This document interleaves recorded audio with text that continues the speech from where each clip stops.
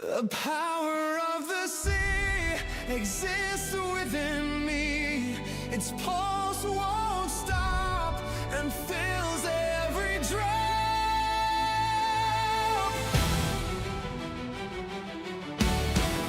Let's go.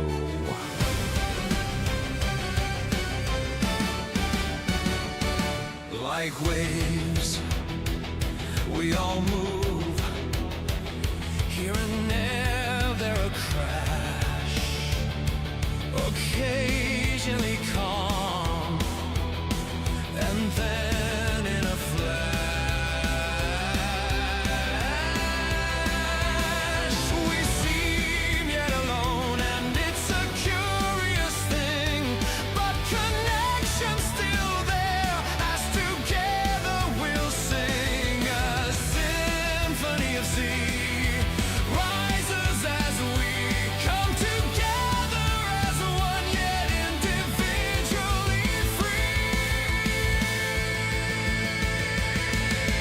No need to look to the one when we are the one, not the whole, just a part of this glorious art. Separation's unreal, there's no way to not feel. You are me and I'm you, we are many, not few.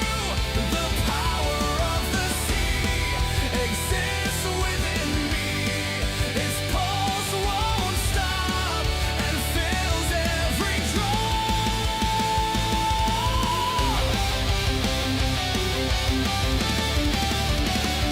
Why should I worry about storms or a flurry when I'm the very hands that built up the lands? Don't call me a story, I'm the infinite glory, and as real as it seems, these are merely my dreams. No need to look to the one when we are the one, not the whole, just a part of this glorious art. Separation's unreal, there's no way to not feel. You are me and I'm you, we are many, not few. The power of the sea exists within me. Its pulse won't stop and fills every drop.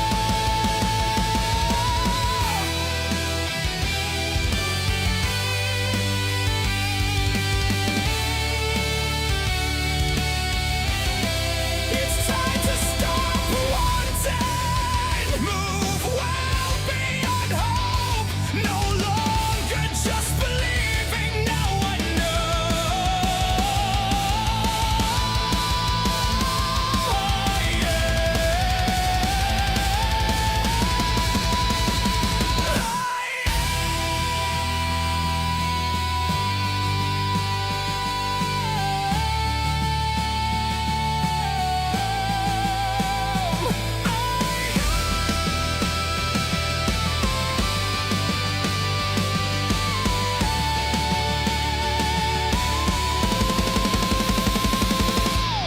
no need to look to the one when I am the one. I'm the whole and a part of this glorious art. Separation's unreal, and I eternally feel. You are me and I'm you, we are one, not two.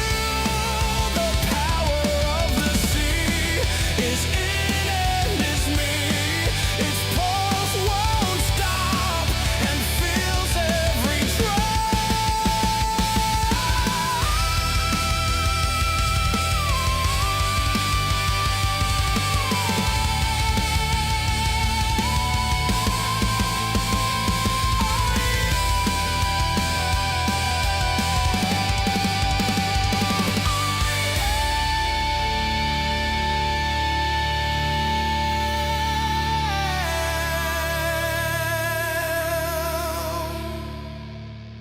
Well, good morning, good afternoon, good evening, wherever you are. It doesn't matter We are all under the dome, the Go Dome.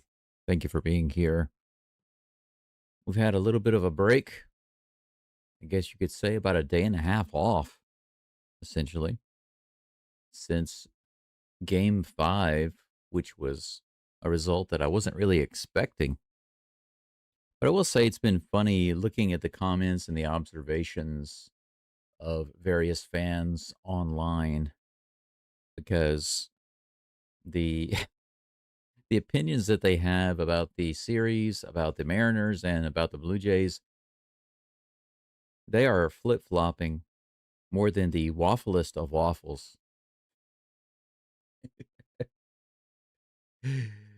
Let's see here. I'll get to that in just a minute. I'll tell you more about that in just a moment. Some of the comments I've seen, they're pretty funny. Let's see here. Everybody who's in the chat right now, it looks like we're starting off with a decent amount. Still waiting for the actual game information to start. I believe that the pitch time is scheduled for 9:08 a.m., and that is Japan time, which is where I'm at. In case you didn't know that, most of you already did know that. They're starting to show some pregame ALCS moments. Looks like Mariner highlights more than anything. I guess that was just from the last game.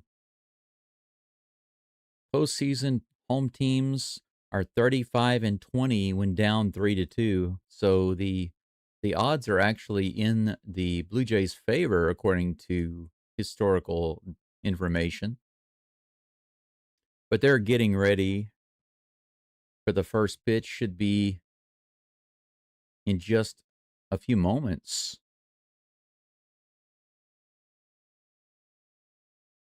Dale's here, Jay's here. Jay, hello, fellow Go Bros. Thank you very much for being here. Good to see you. George, hello, of course. And definitely Marduk. Anybody else is in the chat listening in or unable to be in the chat but listening in, thank you for being here. We're up to about 20 already right here before the start of the game. That's a good start. Make sure you get that like in on the live stream early so we can have a record-breaking game. Past 2 games were basically record-breaking. Almost 8,000 viewers and then over 5,000. The very first pitch is hit out into center field, almost at the warning track, and taken in by Varsho. J-Rod flies out. They've still got Julio Rodriguez leading it off for the Mariners. Cal Raleigh batting second as usual. Jorge Polanco batting third in the DH spot today. Josh Naylor clean up at first base. Raleigh's at the plate right now, batting lefty.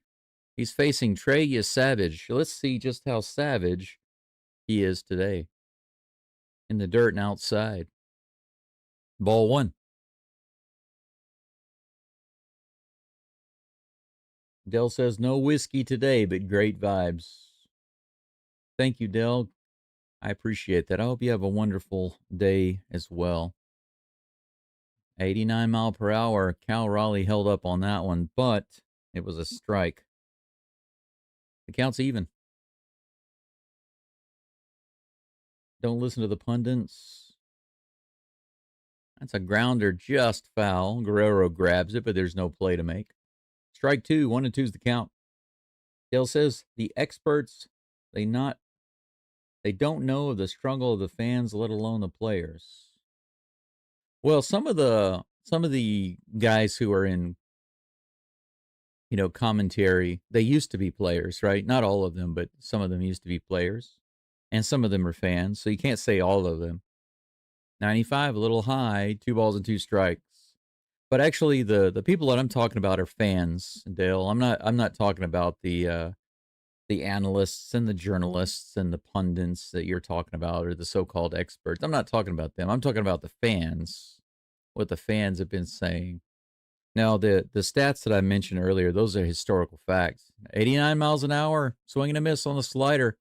The big dumper goes down, swinging. Strikeout number 1 for you, Savage. 2 up and 2 down.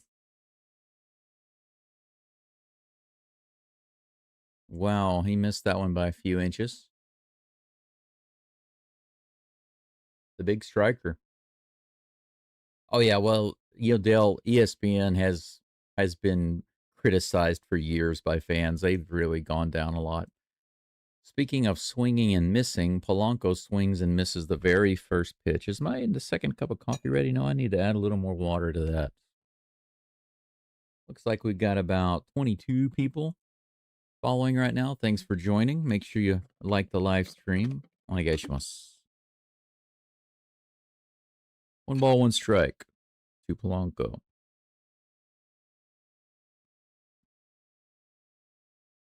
That's hit really hard to right field, pretty deep, and it's going to be caught at the warning track by Barger. Couple of fly balls, center field and right field, and one strikeout. Savage gets through it, so nothing doing for the Mariners in the top of the first. No hits, no errors, no runs. Logan Gilbert is on the mound today for the Mariners.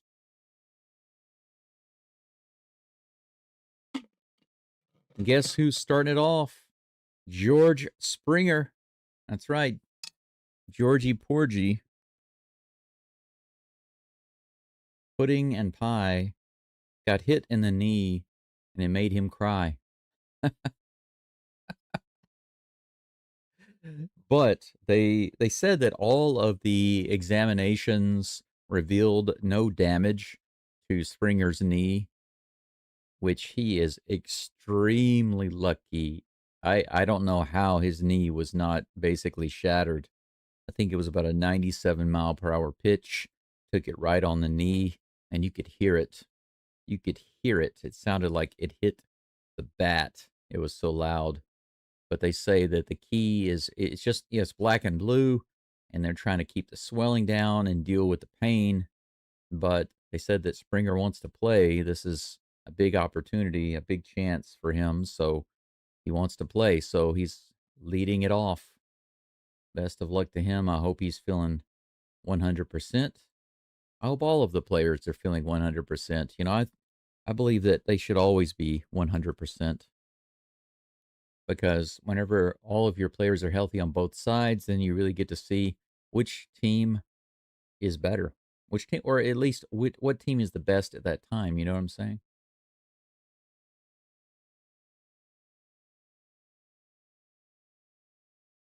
Let's see here. But I will say this: there's been bickering and arguing online about what happened the other day when Springer got hit in the knee. But I don't care what anybody says. 'Cause I've had people try to leave comments, on some of my posts or my videos, trying to explain away what happened, trying to cover for the Seattle fans. But here's the fact, okay? Because I was calling the game live. I don't need to be in the stadium to hear things. My ears work just fine.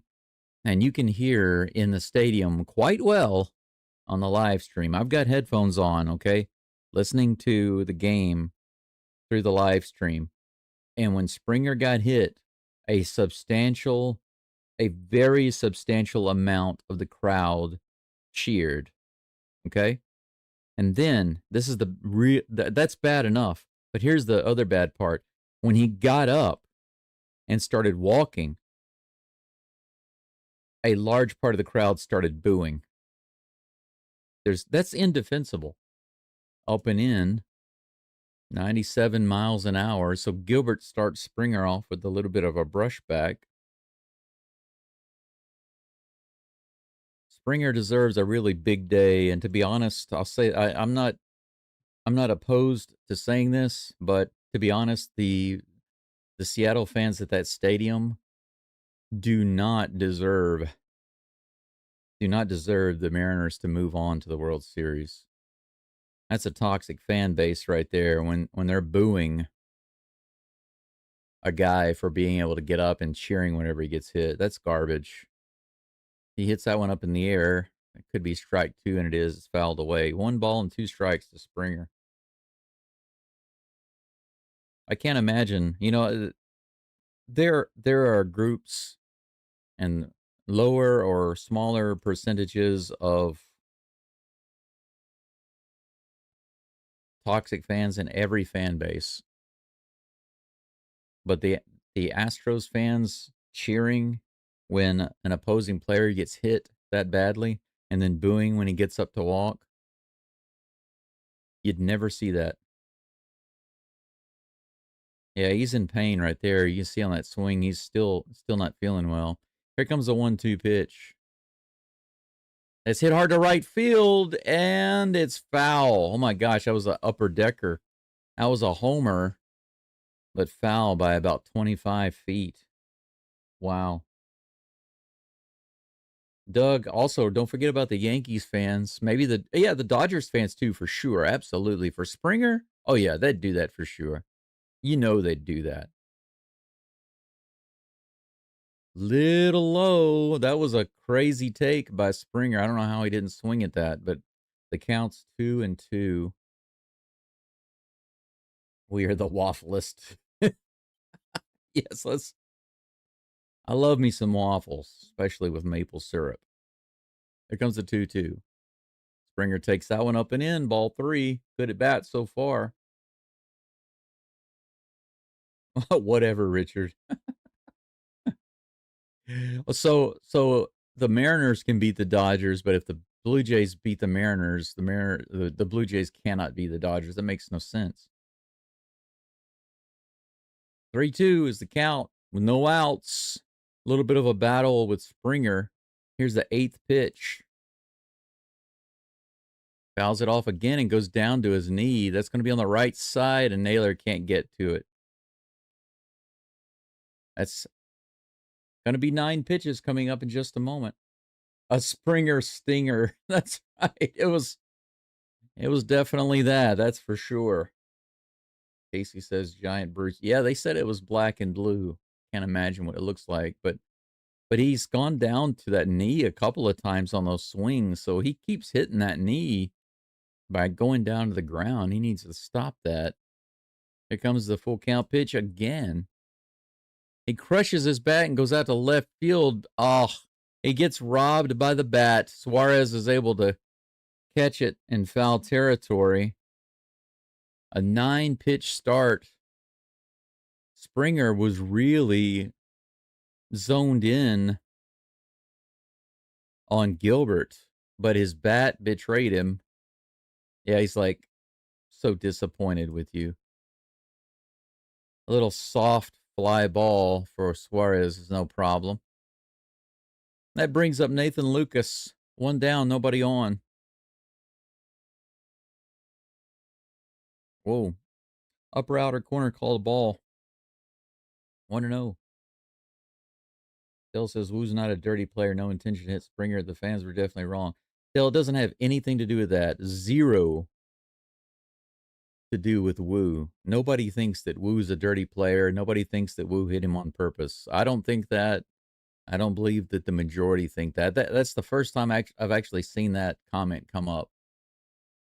Because some people are trying to say that, oh, all of those cheers and all of those boos were actually the Blue Jays fans,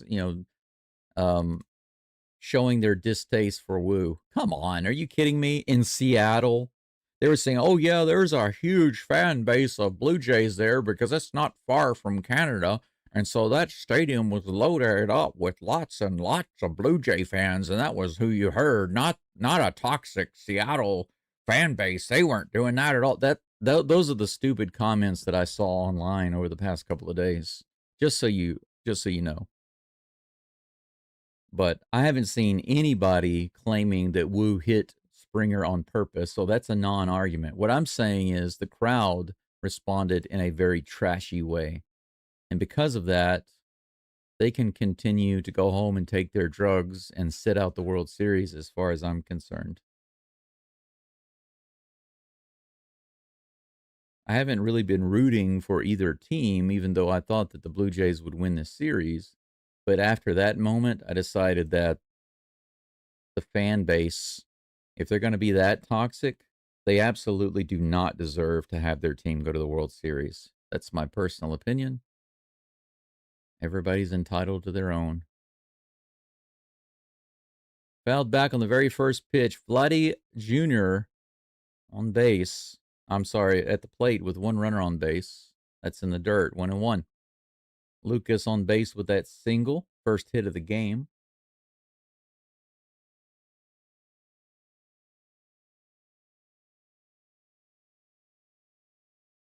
Well, we're Philly fans and now apparently Seattle fans in Seattle. Dodgers fans, Yankees fans, all toxic. Bouncer up the middle. They're able to get Lucas at second base, but Guerrero beats out the throw at first. So we have two runners on. They're going to check it at first. They're not going to challenge, it looks like. I think it was pretty obvious he was safe. Yeah, there was no need to challenge or take a look at that. Smartly did not challenge.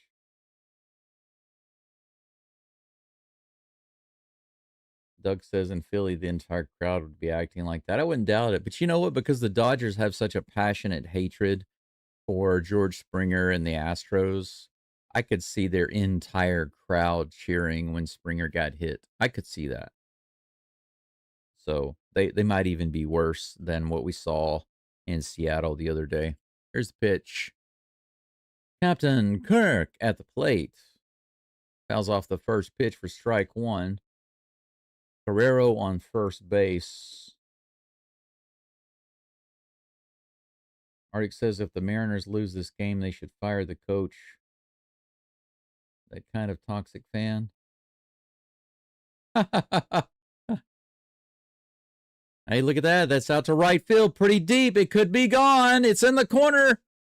Ooh, just foul off the wall in the corner. Kirk not only just barely missed a homer, he also just barely missed a double off the wall. Look at that. Just about 3 feet to the right of the line. Yeah, look, he's like, oh, I want to cry about that. Go have a good cry, Kirk. Yeah, it still needed about 6 more feet to be over that wall for a homer, but it was about 3 feet too far to the right. So 6 feet short, 3 feet to the right. 3 feet short, just like Kirk.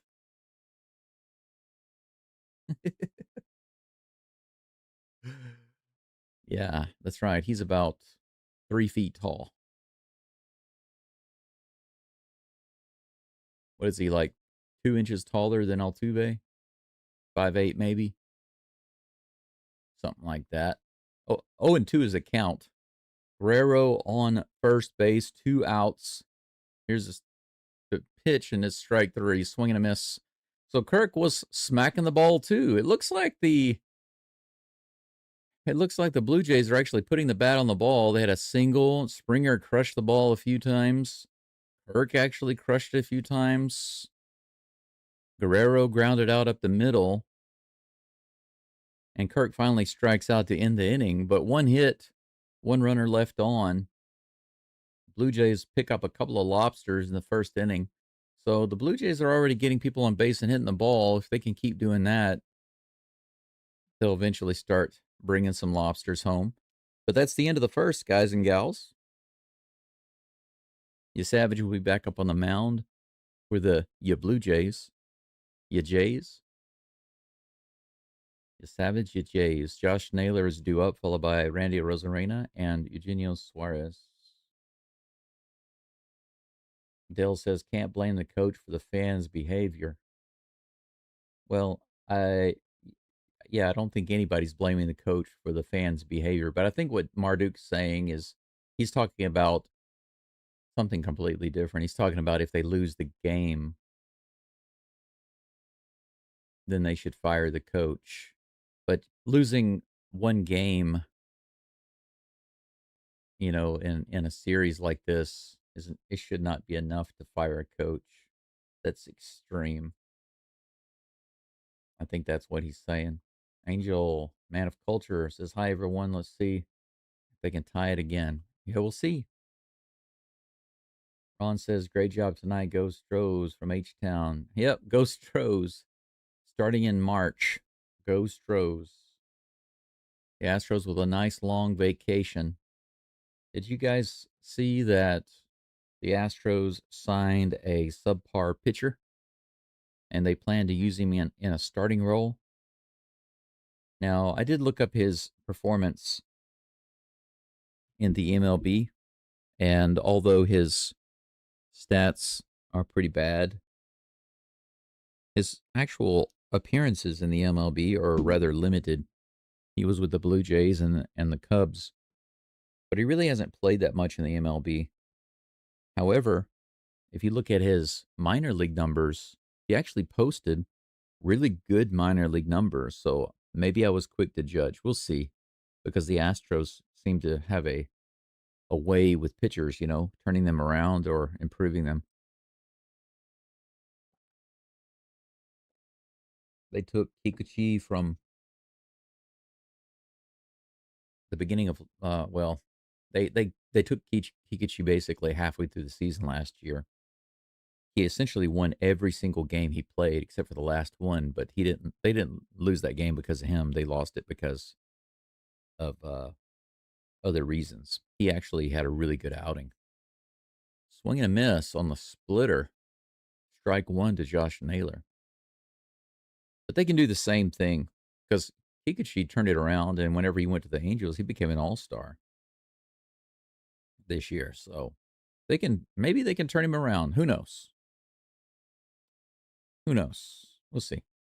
Got about 60 people following along right now. Thanks for listening in. Make sure you leave a like on the live stream. Here comes the second pitch to Naylor. Four-seam fastball, 94 miles an hour in the bottom of the zone, fouled away, and that is strike two to Naylor. Sweet Richard says Jays are mean also. They eat other birds' eggs. Swing and a miss, strike three. Three-pitch strikeout to Naylor. So swing and a miss, swing and a foul, swing and a miss. Naylor goes down. That's one guy. If they can keep him from hitting the ball, they'll probably do well with everybody else. Brendan says, excited for the Texans game tomorrow night. Me too, Brendan. I've been looking forward to that one. I think that's going to be the biggest game of the year. And a Monday night game at that. Very excited about it. I hope you can stop by on my live stream. Jay says, what's an acceptable level of heckling? I think it's a very simple line. When you're not hateful, I think it's pretty simple. It's kind of like my live chat. You can heckle and you can joke around and whatever. You can poke fun. But when it becomes rude and hateful, then that's too far. That's not heckling. That's just being an ass, being a jerk. Wow, half swing by Rosarena there, and strike two. 1 ball, 2 strikes. Suarez on deck, 1 out, nobody on here in the bottom of the second. Bottom of the second. Oh, okay, I see. So I was right. He's 2 inches taller than Altuve. That's fouled off into the left-hand side of the field. Could have been a fly out, if fair. Count remains 1-2. Yes, that's right, Jay. 2 inches taller and 2 times the weight. Kirk is like a basketball running around the field. 84 up and in, swing and a miss. Another strikeout. That's 3 strikeouts for you, Savage. Trey Ye Old Savage. Another splitter there. High release point.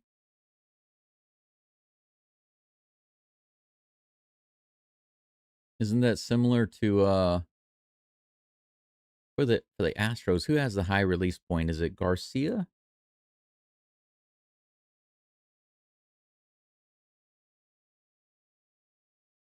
Or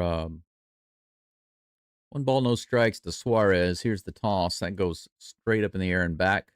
Out of play. 1 ball, 1 strike. 2 outs, nobody on. Mariners got to make you Savage throw a lot of pitches. Oh, they're not doing it right now, Jay. This will be the 20th pitch of the game. Right in there. Strike 2. 1 ball, 2 strikes to Suarez. The Mariners had a soiree the other day thanks to that 2-homer game, including a grand slam by Suarez. Man, that should have been strike 3 on that outside edge. 2 balls and 2 strikes. Here comes the 2-2. He crushes that one out to left field. Line drive into the stands. Got 60 viewers. Welcome in. It's the bottom of the second right now. Eugenio Suarez is at the plate with 2 outs, nobody on. No hits for the Mariners as of yet, and 1 for the Blue Jays. Right in the bottom of the zone, got him looking. 94 miles an hour on the fastball. Suarez stood there and took it like a champ. So strikeout for Naylor. Strikeout for Rosarena. And how about one for you, Suarez? 3 up and 3 down. He strikes out the side, and that is a ye old savage right there.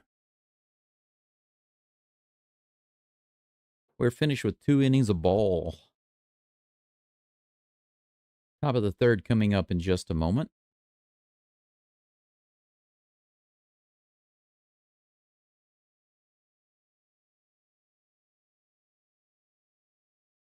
Yeah, Marduk, but there's another Astros pitcher that's more known for the high release than Verlander and Hader, because they never talk about um, Verlander and Hader, but there's another pitcher the Astros have, and they often talk about his high release point. But after he came back from injury, I think that he's having to work back to that. I can't remember if it was Garcia or Javier. I think it might have been Javier. It was one of those 2 guys. I'm pretty sure it's one of those 2 guys, but I can't remember. I want to say it's Javier. I think it's Javier.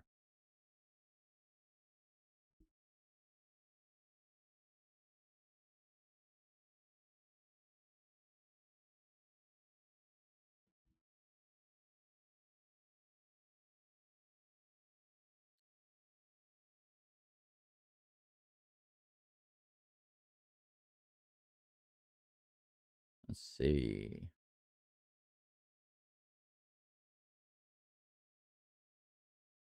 .6 feet.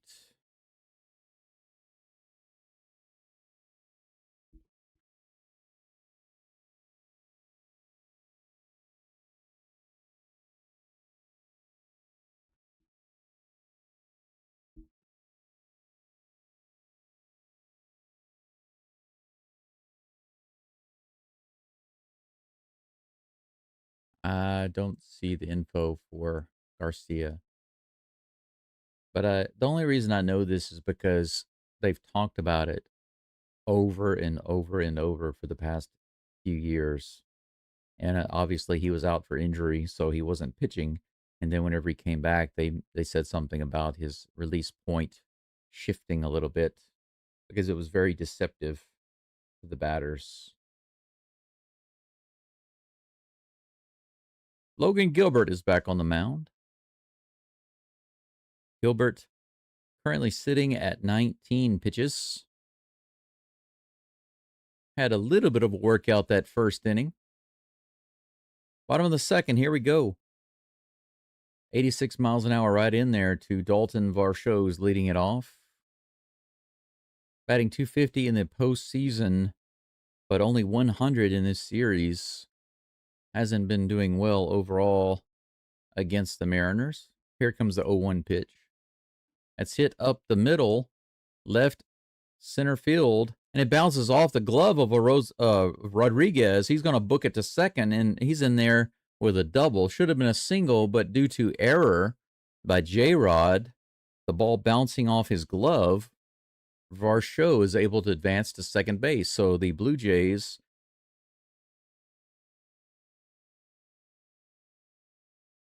have a guy on second base to lead it off.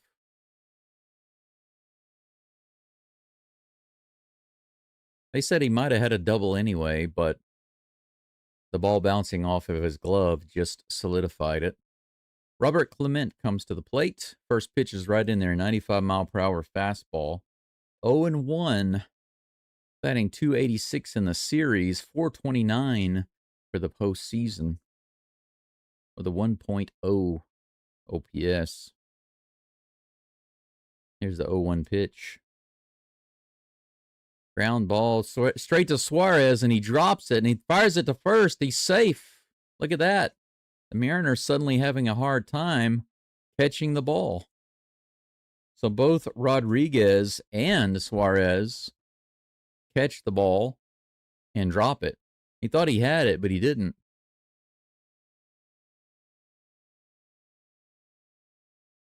Yeah, he went to throw it, and he didn't even have it. It was too late. Barely beat it.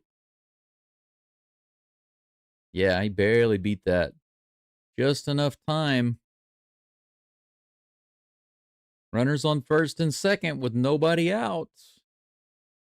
And that is an error. So they don't post an error, it looks like, on Rodriguez in center field, but they post one on Suarez.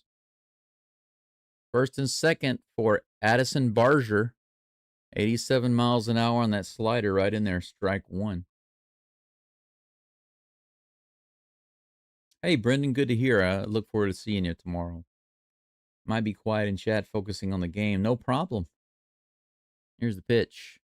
Swing and a miss, low and outside on the splitter. 0-2 is the count. Angel says, when I saw that the Astros signed that pitcher, I was like, here we go again, shopping at Temu. Well, you know what, Angel? There are two thoughts, because my initial thought was, what the heck? Temu shopping indeed. That was the exact thought that I had. But just like Temu products, the price was really cheap. Another splitter outside, but this time he doesn't bite. 1 ball and 2 strikes. Yeah, Nate Pearson. That's his name. $1.35 million for 1 year. Yep, he only had 11 showings with the Cubs. That was basically it. Bouncer down the first baseline. Foul. Count remains 1-2. 52 people watching along, listening in from the comfort of their homes, cars, tents, wherever you are. Old farmhouses in Japan. Here's the 1-2 pitch. In the dirt, 2-2. We're in the bottom of the second. The Blue Jays have runners on first and second with no outs.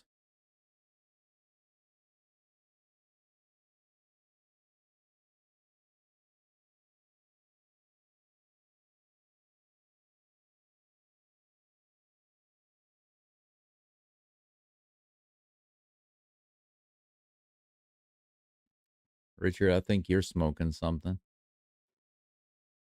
But if you think about the upside, Angel, if you think about the upside with Pearson, hey, that's into right field, and that'll score a run.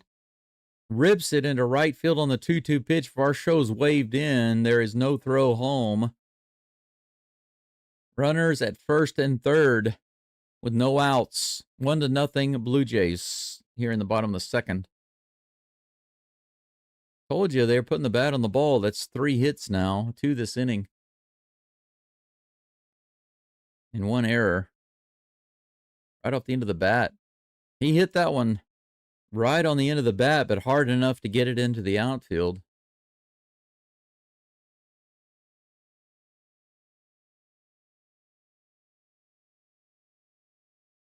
Yeah, I think Verlander is, I think it depends on how he's doing, how he feels, and what his goals are. Because, he's trying to get to I know he's trying to reach a certain amount of wins or strikeouts or both, That's what he's really trying to struggle with. But I don't know. I'm sure that there are going to be a couple of teams that are, I hate to say it this way, but that are desperate enough to have him sign on. Second pitch into Falefa. Isaiah Kiner Falefa. is fouled off the mask of those behind him. 0-2's the count. Runners on the corners with no outs. Here's the 0-2 pitch from Gilbert. Gilbert's now up to 31 pitches.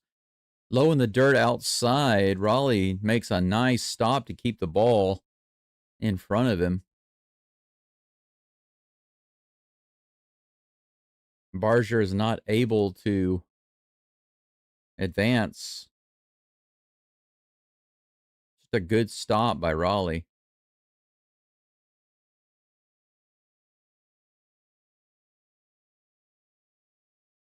One ball, 2 strikes. Here's the toss from Gilbert. Right in there on the splitter and fouled off. He came around way too early. A 78-mile-per-hour splitter. Hey, look at that, Marduk. Jay's draw, first blood, hauling lobsters on the super chat.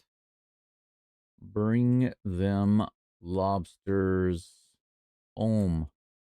Thank you so much. This is hit to the left side. Suarez can handle it.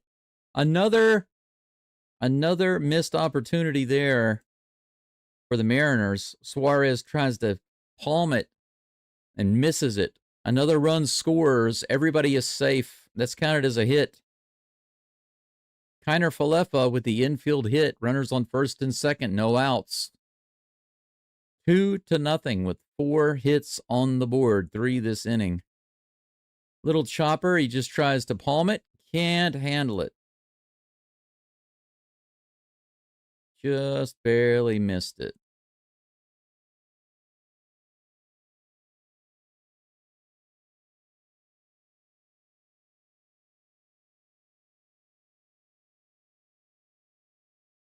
And Blue Jays seem to have set up a run manufacturing facility here in the bottom of the second. If Gilbert isn't able to shut it down before the top of the lineup, he only has Jimenez between himself and the top of the lineup. Batting .278 in this series, .273 for the postseason. He's come on fire against the Mariners, hitting a couple of homers. Here comes the first pitch. Righty on lefty. He bunts it down the third base side, but foul. Thank you so much again for that super chat, Murdoch. I really appreciate that. Brendan says the Mariners have a better fan base than the Rangers. At least they're so annoying. Yeah, Rangers are pretty annoying, but I don't know. Would the Rangers boo or cheer whenever Springer got hit and boo whenever he got up? Would they do that? I don't know. I'm not so sure. 1 ball, 1 strike to Jimenez. Angel thinks that Suarez's hair is affecting his game. It might be. Oh, 86 miles an hour. He showed bunt, pulled it back, and swung, but he completely missed it. 1 ball, 2 strikes. Yeah, too low.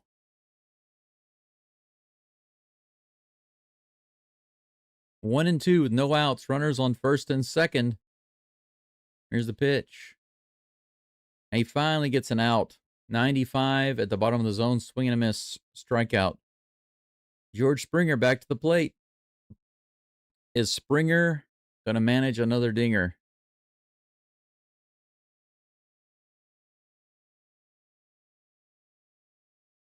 He was making some serious contact in that first inning.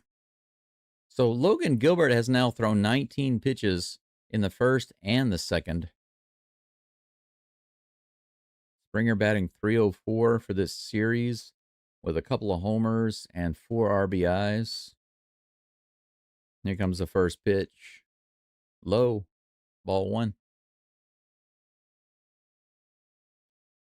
Oh, we're getting closer to 100 viewers and listeners. Thanks for joining in. 76 right now. Yeah, you can see what they're doing to his knee in between at bats. Here's the pitch. Low and outside. You know, that's the nice thing about being in the DH role. when he's not at the plate or on base, he can be sitting down having his knee cared for. So I know it hurts, but we'll see. 2 balls and no strikes. Here comes the toss. Low and inside. He's not pitching any good stuff to Springer right now. 3 balls and no strikes. Brendan is really, really wanting that big hit right now. I can tell. He says, please, please tie this series. Come on. Big hit would be awesome. Up and in, almost nicked him. Ball 4. 4-pitch walk, and the bases are loaded with 1 out for Nathan Lucas. This is dangerous, dangerous, dangerous territory right here. The Blue Jays have already scored 2 runs this inning. They've got 3 hits. Now a walk. There's been an error. All in this 1 inning. Mariners starters in this series have an ERA of almost 7. Can you believe that? It's kind of crazy that that's the truth, and yet they have the series lead. Lucas is a lefty and a dangerous hitter. He fouls that one off for strike 1. Thank you, Marduk. Hit that like button and get Go to 100 likes. Yes, please. Let's do it. Let's jack it up. 0-1 is the count with 1 out, bases juiced. Here's the pitch from Gilbert to Lucas. Fouls it off again. 96 right in there. 0-2. Lucas had a single his first at bat. A single here would score 2 more runs. But you have to wonder at what point. They haven't even had a meeting on the mound yet, but at what point would they take Gilbert out if the inning continues? Oh, big strikeout for Gilbert. 80 miles an hour outside and low. Lucas chases it.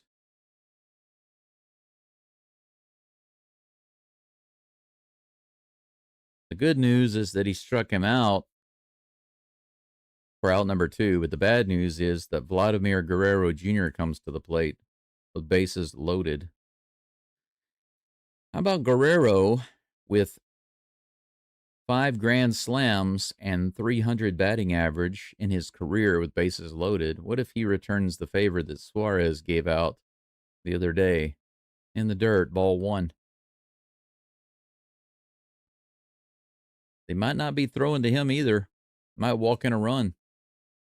Get to Alejandro Kirk for that 3rd out. They might consider that a win, though. You know, pitch around the zone. Don't really throw anything to Guerrero. Walk in a run, and then try to get Kirk out.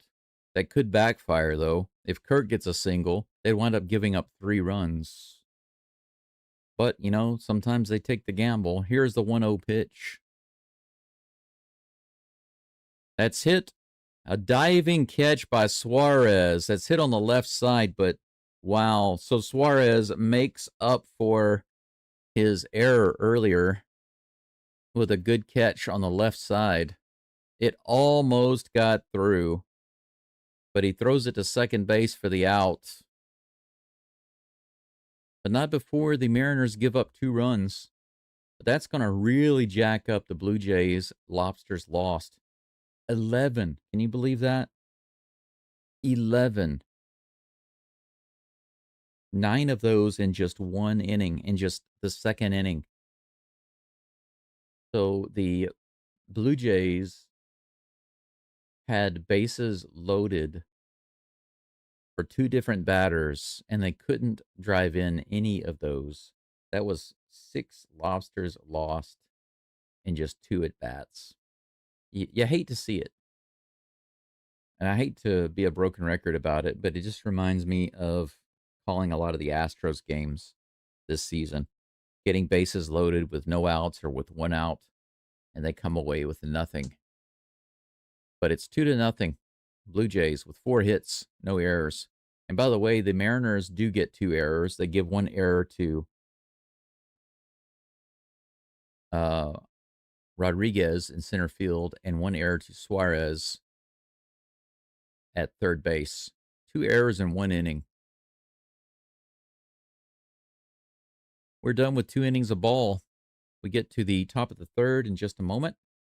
J.P. Crawford is going to lead it off for the Mariners, followed by Dominic Canzone and then Leo Rivas.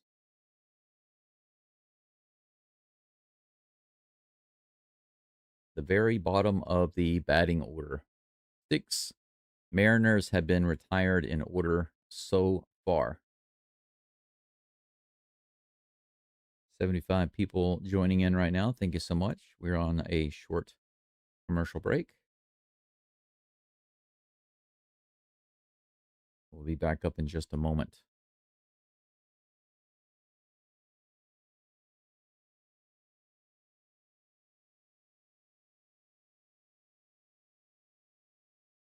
I updated my scoreboard and layout for the World Series. I'm looking forward to premiering that in a few days.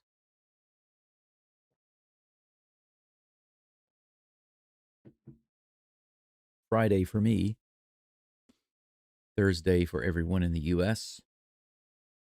Game 1 of the World Series. I will be calling that game. Now, there are going to be some conflicts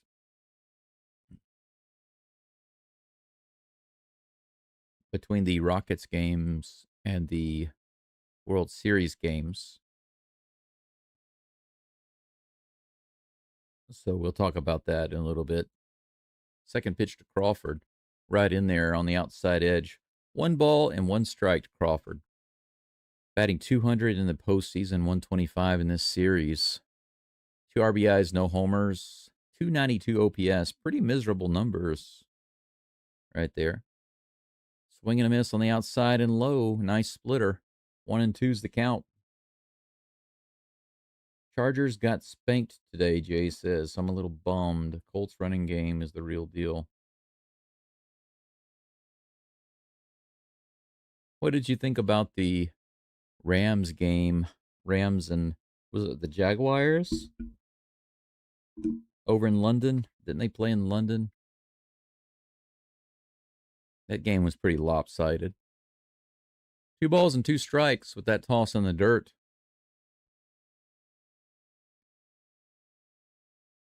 Comes the next pitch. Low and inside, full count.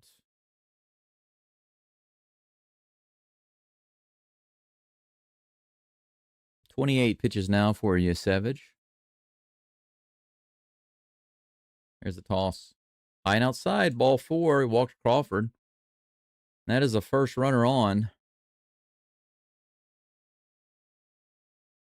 Yeah, they're showing Suarez's fun inning. Making the error, then not being able to grab it, and then finally making a good play.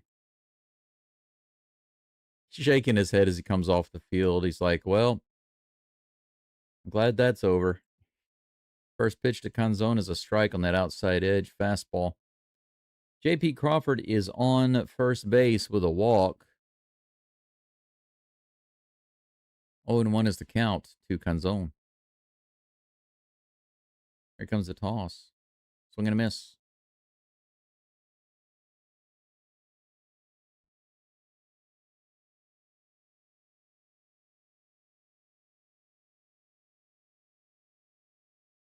Brennan says at least the Jags lost today. Yes, they did. In the dirt. 1 ball and 2 strikes. Marduk thinks that the Colts have already won the division and the Texans need to climb up into the wild card spot. Well, there's still plenty of season left. I wouldn't if I were playing with the Texans or if I were the coach, my goal would not be to get to the wild card. Swing and a miss. Strike 3. Nice splitter. Completely got him there. I wonder how much you missed that pitch by. Wow, he didn't even get close to it. I think it was outside his bat. 1 down. 5 of 8 batters faced have struck out. Rivas is at the plate. 94 in the bottom of the zone. Strike one. Batting 100 in the postseason. 0 for 7 in this series. 1 RBI, 457 OPS. Here comes the 0-1 toss. Swing and a miss in the dirt. No balls, 2 strikes. The crowd is cheering, wanting a strikeout. I have a sneaky feeling, Marduk, that the Texans are going to get better and better and better. They're just going to get... They have been, though, since the start of the year. They started off pretty rough. But they've managed to do something that the LSU Tigers have not done, and that is actually get their act together on offense. Here's the pitch. 84, below the zone. 1-2 is the count. Yeah, the defense is definitely good, Brendan. It's awesome. Great defense. My question is this. When it comes to the... 1 second. Here's the pitch in the dirt. 2-2. When it comes to the running back position, they've been talking about how they don't really want to put too much pressure on their young backup guy Martin, and they don't want to run him too much. They don't want to risk injury or wearing him out or hurting him or whatever, and so they want him to be more of a receiving back. Fouled off, looks like. The count stays 2-2. So I have 2 questions for you. Question number 1, what do you think about that? What do you think about, because he was really phenomenal in their last game. I mean, he was running like crazy. He was catching and running. He was doing everything. He was even blocking. He was doing awesome with his blocking. He was just everywhere. But they don't really want to use him consistently as just a running back. Ball 3, full count again. And there's been discussion of them going after and trying to bring in another running back to use as like the main running back, and then having him more as a receiving back. What do you think about that? That's hit hard to right field, pretty deep, all the way back to the wall, and it's off the top of the wall. Varsho brings it in. Crawford is going to have to stop at second base because they weren't sure if he was going to catch it or not. That was just shy of being a homer.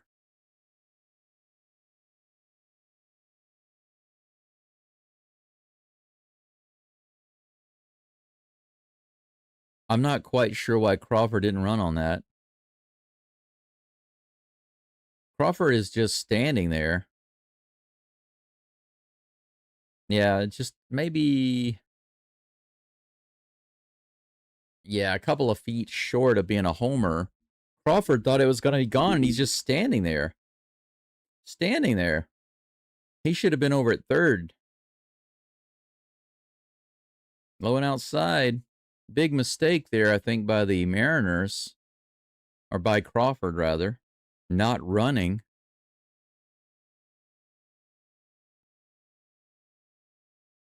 Rodriguez at the plate. Kirk goes over to first. Do they get him? Yes, they do. No, he calls him safe, but Guerrero says check. They're going to take a look and see if they want to challenge it. That was a throw to first base, a pickoff move by Kirk. Take a look at the replay. They might have gotten him. Ooh, no. It was close, but I think he hit the base.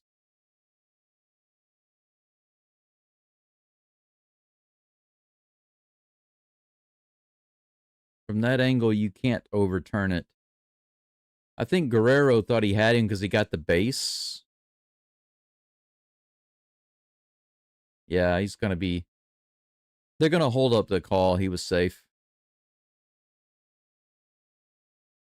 Barely, just barely. What a great throw, though, by Kirk.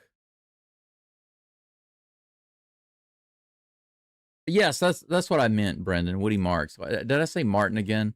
I don't know why I keep saying Martin when I'm talking about Marks. Who am I thinking about? Why am I saying Martin?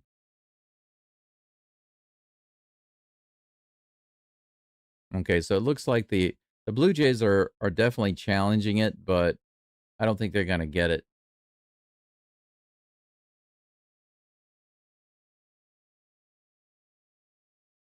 It is close.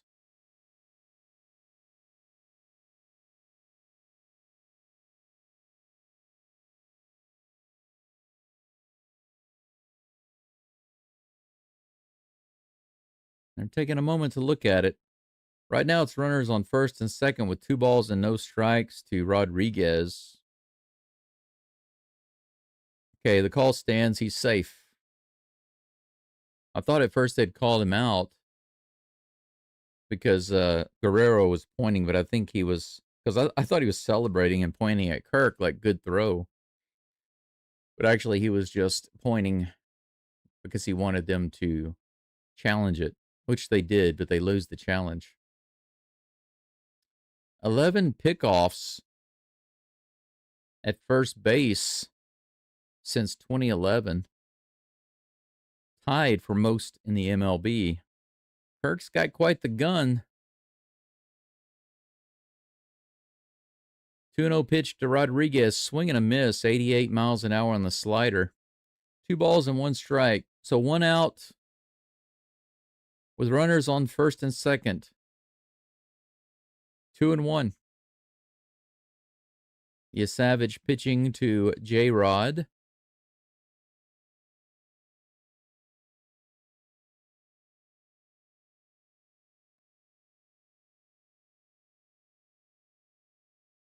Here's the pitch.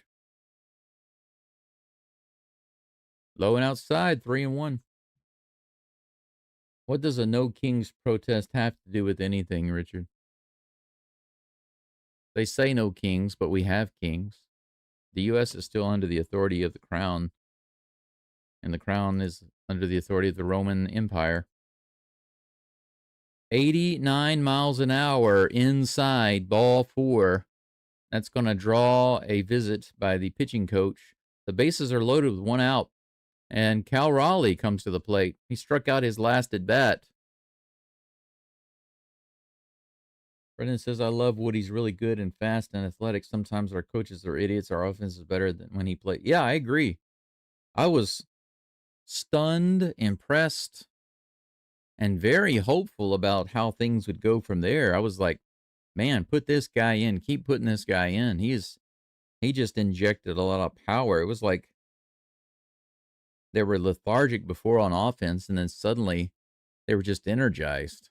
I mean, literally, he was doing it all. He was running the ball. He was cutting and weaving. He was getting into the end zone. He was catching and running. He was even throwing up some nice blocks.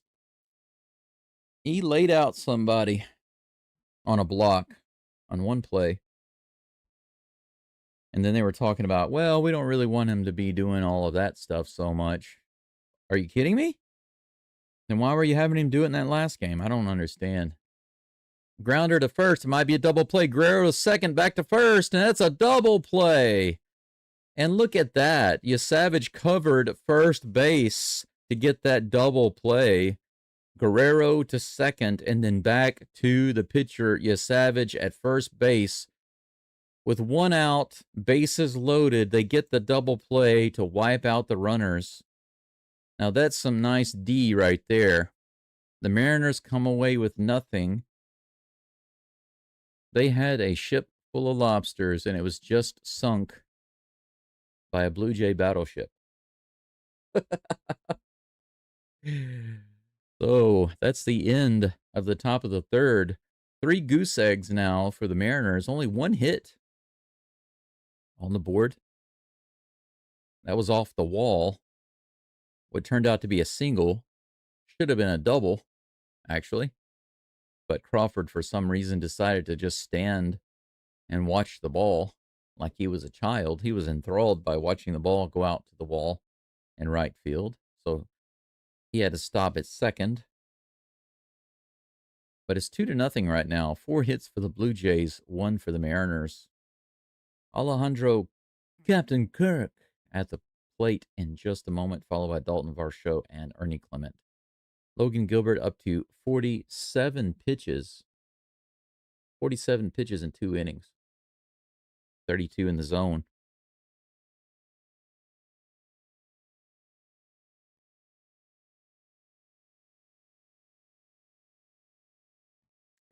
Paige says Canadians love. Yeah, Savage. Yes, Savage. Yeah, Sydney says good double play. Always a phew. Richard says because Trump is taking away the Dodgers fan base. Hey, fine by me. The smaller the Dodgers fan base gets, the better for the world.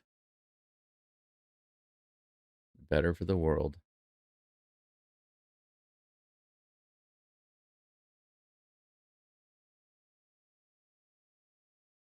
When the Dodgers lose, the world wins. Let's see. Let me check. I think now's a good time to check likes. Likes to views. So right now we currently have 81 viewers. Okay, this is just current viewers and 44 likes. That's okay. It's over 50%, but my dream is to have 75% likes. We've almost got 100 people watching. That means we need roughly 75 likes.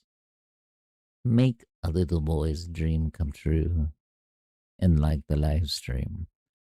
Arigato. Yo, ライクは欲しいです。お願いします。Captain Kirk at the plate. Alejandro Kirk facing Logan Gilbert. Here's the first pitch. Right in the top of the zone on the curveball. Strike one. Kirk crushed the ball a couple of times, came just shy of a homer or a double, and then struck out. Here's the 0-1 pitch. Right in there. How do you take that one? 94. Right on the inside edge. Strike two. Brendan asks, wonder why Cal sucks in the playoffs. Not too many home runs. I wonder how in the world the Brewers got shut down so poorly. They didn't play very well against the Cubs. They should have played a lot better, and then they just completely went to sleep on the Dodgers. In the dirt, 1-2. That's another thing. College ball yesterday. Oh my gosh, college ball was awful. Just absolutely awful. You know, the good thing about the Tigers, LSU Tigers offense and them losing 2 games, it's bounced to third. Suarez grabs it and lobs it over to first base. Not a great throw, but Naylor's able to handle it, and Captain Kirk is slower than the Starship Enterprise on impulse speed. So that's out number 1.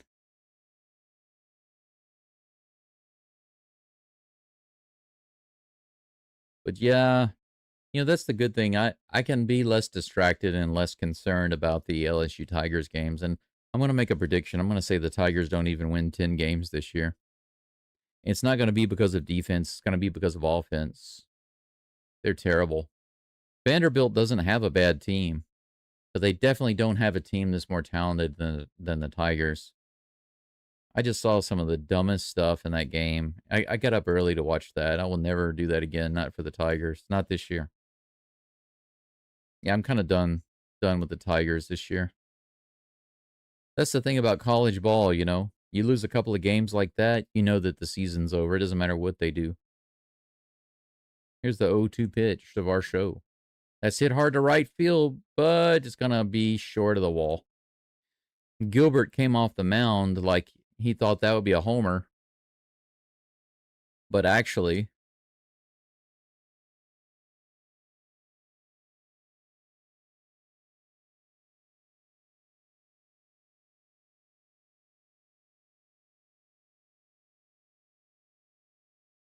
one down. Ernie Clement at the plate. No, I'm sorry, 2 down. My bad. Kirk and Varsho go down. That's hit pretty hard out to left field all the way back, and it's could be gone. It's at the wall. It's off the top of the wall. Is that a homer? No, that's going to be a double, a triple. He's going for 3. Holy cow, he's in there with a triple. Clement was booking it around. It bounced off the top of the wall where that fence area is. Maybe 2 feet shy of a homer. And Rodriguez had to come over from center field to get it because it bounced so far out. Look at this. See that? Rosarena was kind of surprised. It bounced off that little fence area. That was almost an inside the park homer. Barger at the plate. Taken right in there, strike 1. It wouldn't take much to drive in another run right here. Hey, Daryl, good to see you. Yeah, I'm tired of hearing about Ohtani. I wouldn't be if he didn't play for the Dodgers. That's hit hard to right field. That's pretty deep. Is it going to be gone? Oh, my gosh. It's 2 more runs. Barger smacks it to right center field. It is 4-0 Blue Jays. Blue Jays are trying to make sure that this goes to a Game 7. They have been hitting the ball hard and deep. Even Kirk has one off the wall. A triple followed by a homer. There's the triple. Just a couple of feet shy being a homer. And Barger burns the leaves. Barger banger.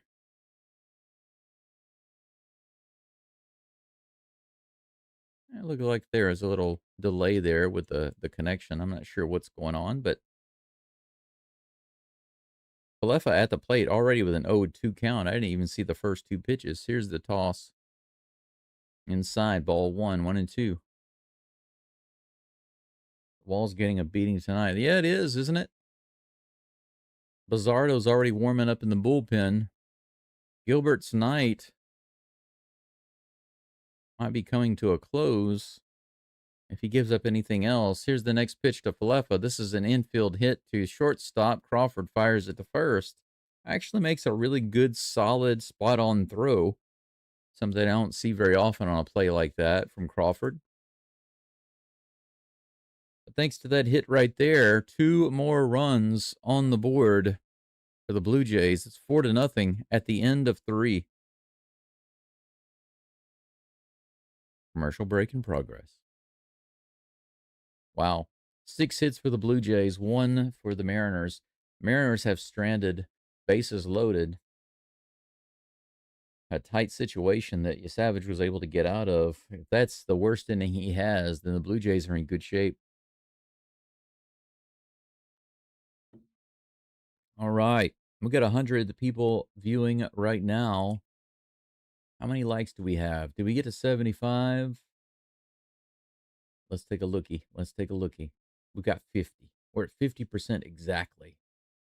50%. I think that, in my opinion, 60% is the minimal that you should have. You like to viewer ratio, but 75% is, as the chickens say, excellent.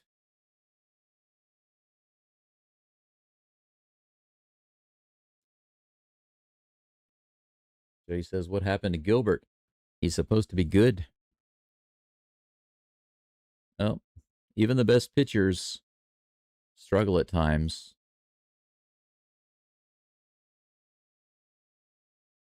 Brendan says, Sunday night football sucks tonight. Who's playing right now? We can actually take a look at the scoreboard.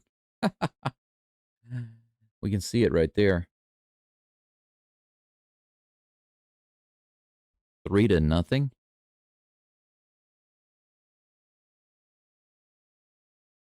The Falcons over the 49ers, 3-0. Wow, exciting. That's an exciting game right there.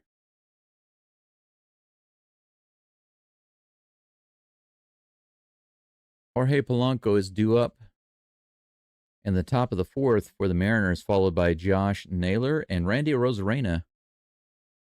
Savage is up to 46 pitches, 28 in the zone. He's completed 3 innings. Hasn't given up any runs. 1 walk. I'm sorry, 2. It is the Mariners pitcher, Gilbert, that has given up 1 walk.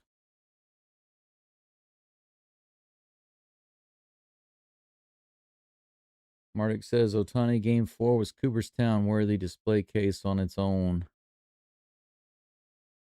That's the last thing we need in the world is Otani playing for the Dodgers and doing well. First pitch is in there for strike 1 to Polanco.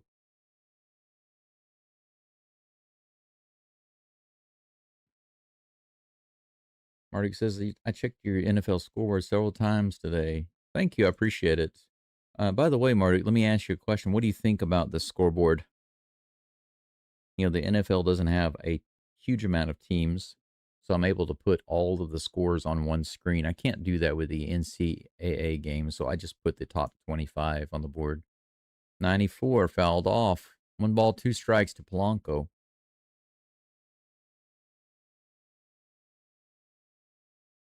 If it is NFL game day and I'm not doing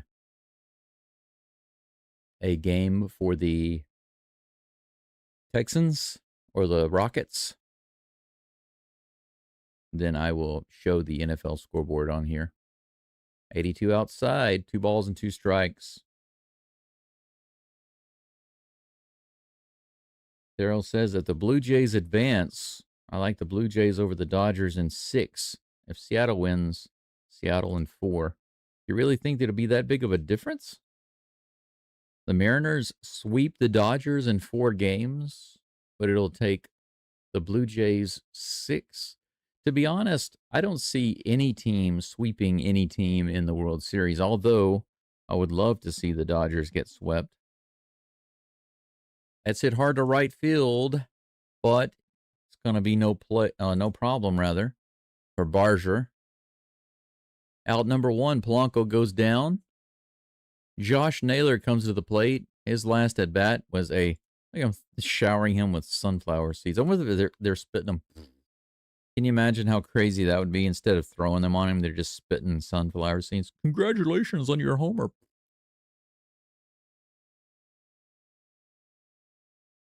Josh Naylor, 3-pitch strikeout, last at bat. Here's the first pitch from Yield Savage. Let's hit up the middle, and it'll be a base hit. Varsho grabs it and brings it in. Naylor will stop at first base. And that is the second hit of the game for the Mariners.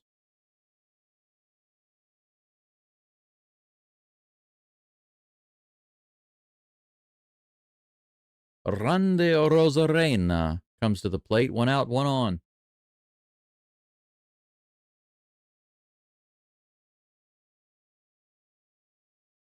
Marduk says, only thing missing, in my opinion, is viewing TV channel info, perhaps. Tell me more, Marduk. Tell me exactly what you mean, because I'll definitely consider it. I just started doing the live scoreboards recently, so obviously it's a new thing for me. But if I could make it as useful as possible, kind of a one-stop shop for everybody, then I'd like to do that. Tough play by Clement, and he does kind of a Suarez impersonation. Can't handle it. That's going to be an infield hit for Rosarena. Runners on first and second. Clement channels his inner Suarez for the, he tries to palm that one. Almost the exact same play as Suarez.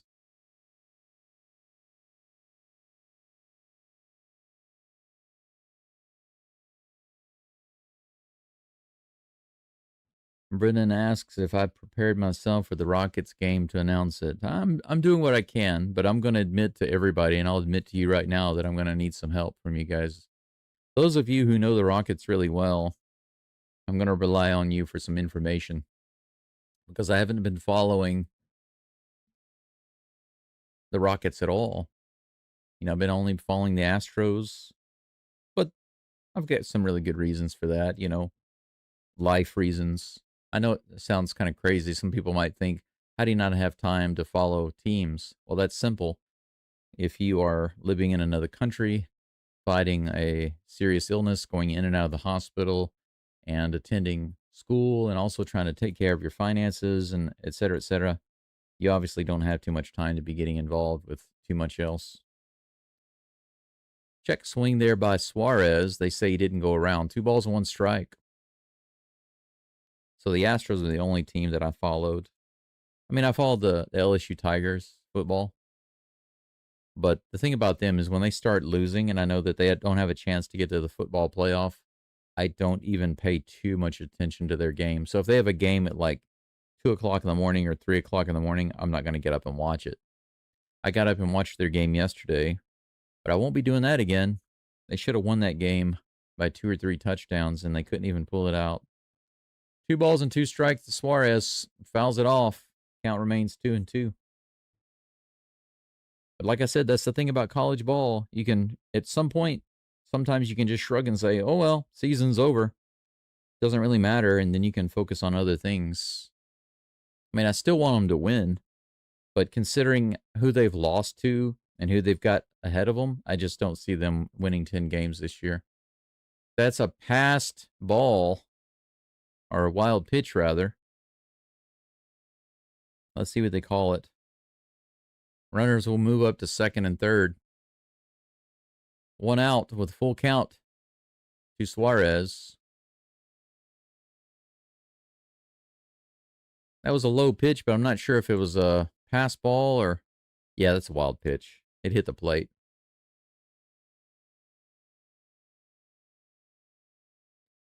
Three balls and 2 strikes to Suarez. Here's the toss. Ball 4 is high, and that's another bases loaded with 1 out for you, Savage, against the Mariners. J.P. Crawford at the plate. This could be a double play opportunity, though.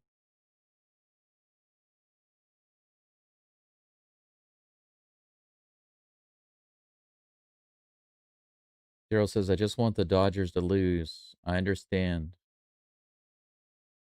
I want them to suffer and lose. Both would be nice. 83 right in there on the splitter. Strike 1. Marduk says, what network the channel is on? The game is on.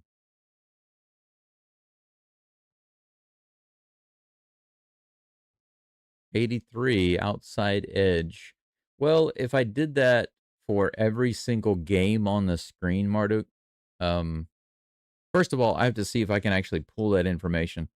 If that information is available via API, which I guess it is, then I can definitely put that in there. But how much information I can put on the screen without it becoming too small and cluttered, that's a question. That's the second base. Might be another double play, and it is. Line drive to second base. Double play. I told you Crawford was a good guy to have at the plate. Bases loaded with 1 out. Clement to Jimenez to Guerrero. Another inning-ending double play by the Blue Jays. Holy cow, they shut down the Mariners again. The Mariners load up the bases and walk away with another goose egg.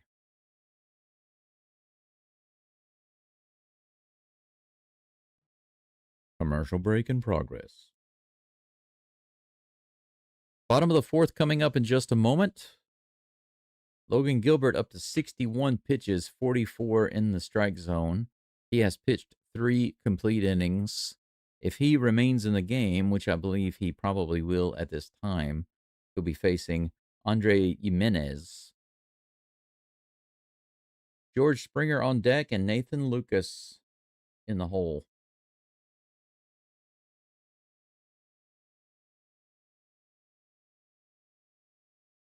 Daryl says Kevin Durant signed an extension and we have not started the season yet. I guess he wants to stay a Rocket. Yeah, and they were talking about how he could have actually made a lot more money going somewhere else, that for various reasons decided to come to Houston and help them build around him. So I don't know. Like I said, I don't I did a lot of reading yesterday about the Rockets.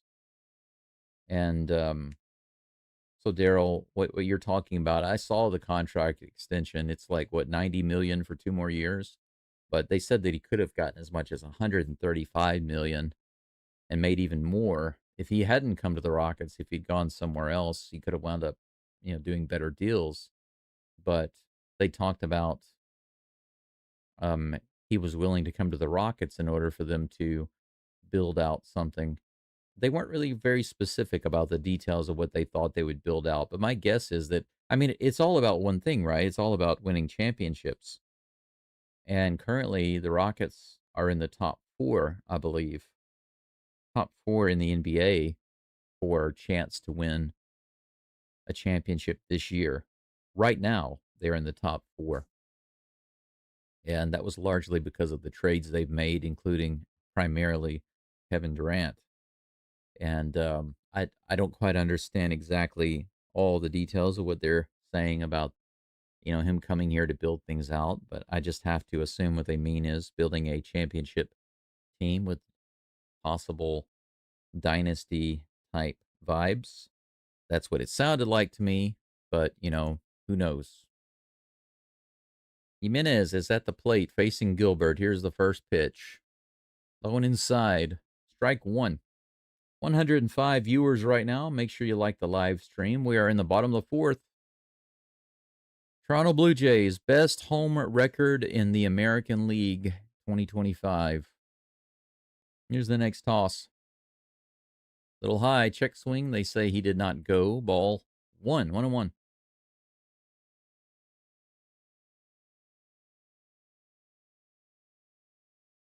Pitch count. Sydney asked, I just saw you ask for the pitch count.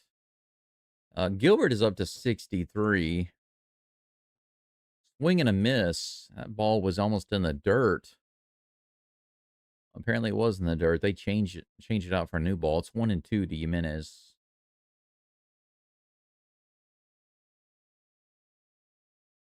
Pitch count for Savage is 65. Pitch count for Gilbert is 64. But Gilbert has just started this inning. That's high. 2 balls and 2 strikes to Jimenez.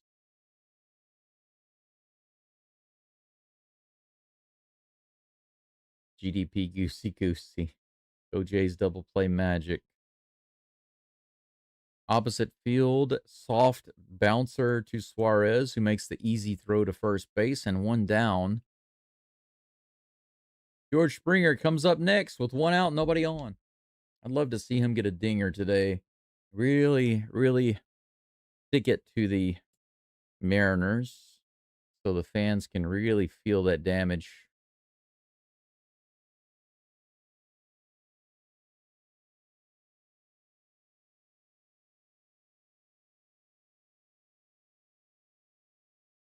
I don't even want to start to think because they get into fights. That's probably why you like it, Richard. This is hit hard to left field, but it's going to be shy of the wall by a good sum. It's put away by J-Rod for out number 2. The very first pitch, he flies out to center field.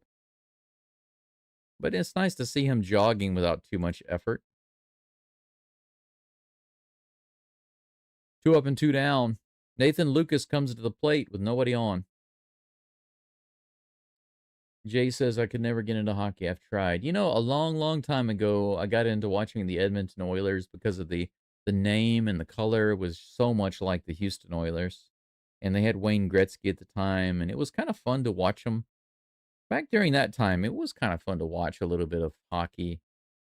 But like you said, I just couldn't completely get into it, especially after that. I think when Gretzky retired, I just didn't care so much anymore. So I guess you could say it was a combination of the colors, the name, and Gretzky. I liked those. In the dirt, 1 ball and 1 strike to Lucas. After that, I've just never been able to watch it again. It's just not my thing. Marduk likes the hockey team, Columbus Blue Jackets. I have no idea who that is. Here's a 1-1 pitch. Lucas fouls it off. 95-mile-per-hour fastball. In the bottom of the zone. 1-2. Jay says used to work at a place where almost everyone was an LA Kings fan. When they won the Stanley Cup, that was as close as I got to following hockey. The hype almost pulled you in. Almost pulled you in. Here's the 1-2 pitch to Lucas. Low and outside. 2-2. Yes, that's right, Brendan. The Rockets have one of the tallest heights in NBA history. Yeah, the starting five of the Rockets, they say, are in the top 7 tallest starting lineups of all time in the NBA. That is pretty nuts. Grounded straight to second base. Rivas takes it and throws it over to Naylor for out number 3. So that was really kind of the first easy inning for Gilbert. A completely different result than the last couple of innings. Savage comes to the mound in just a moment. We move to the top of the 5th inning. We are done with 4 innings of ball. Total pitch count for the Blue Jays. Trey Savage at 65 pitches. 41 of those were in the strike zone. Gilbert at 72 pitches, 51 in the strike zone. So Gilbert has thrown 7 more pitches than Savage. It's not a huge difference. And it's primarily because Savage has put so much traffic on the base pads a couple of innings in a row. The Mariners loaded up the bases, but were not able to capitalize as these double plays eliminated their opportunities. Top of the 5th coming up. Dominic Canzone due up, followed by Leo Rivas, and then Julio Rodriguez.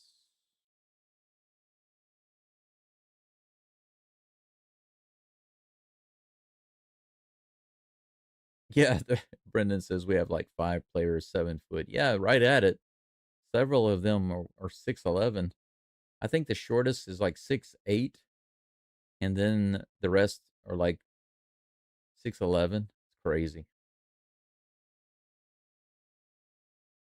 And Daryl, don't worry about jinxing. There's no such thing as a jinx. That's nonsense. Sydney says hockey rocks live and sucks on TV. Got to see the whole ice to see the play develop.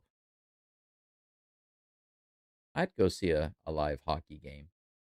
Whenever I was in Shreveport, Louisiana, they had the Mudbugs, the Shreveport Mudbugs hockey team. And that became a little bit popular. I don't even know if they're still around. Do they still have the Mudbugs?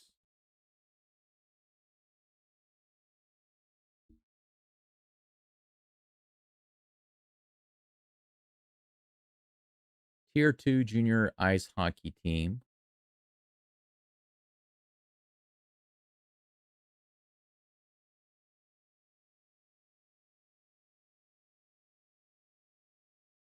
Still got the commercial break. We'll be back in just a second. I think we'll get that first pitch coming up in just a few seconds, I think. Oh, they stopped in 2011. So 1997 to 2011. So they're not playing anymore. They stopped actually about 2 years before I left the U.S. Canzone takes the first pitch as a ball. Second one he takes for a strike, and the count's 1-1. Let's see here. Sydney says Lucas seems to be the weak link in the PS. Fell back on the slider. 1 ball, 2 strikes.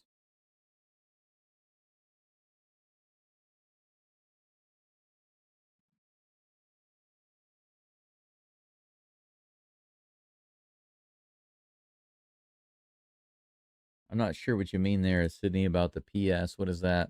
Lucas seems to be the weak link in the PS. What is that? Postseason? Really? You think so? I don't think so. Lucas is batting 333 with an 813 OPS right now. He's got one hit in this game. He has lost 3 opportunities with runners on base this game, so that's not good. But overall, he's not been doing poorly. Maybe in this series, hasn't been doing so good, but in the postseason, he's not doing badly. Full count now to Canzone. Here comes the pitch from Yield Savage. Savage.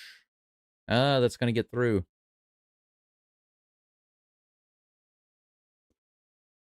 Single for Canzone, a leadoff runner on first base after a full count. Yeah, but immediately they call the bullpen. I'm not surprised. We are in the 5th inning. 71 pitches now for Savage. Do you guys remember the movie where John Malkovich, his name is Savage, and they keep calling him Savage?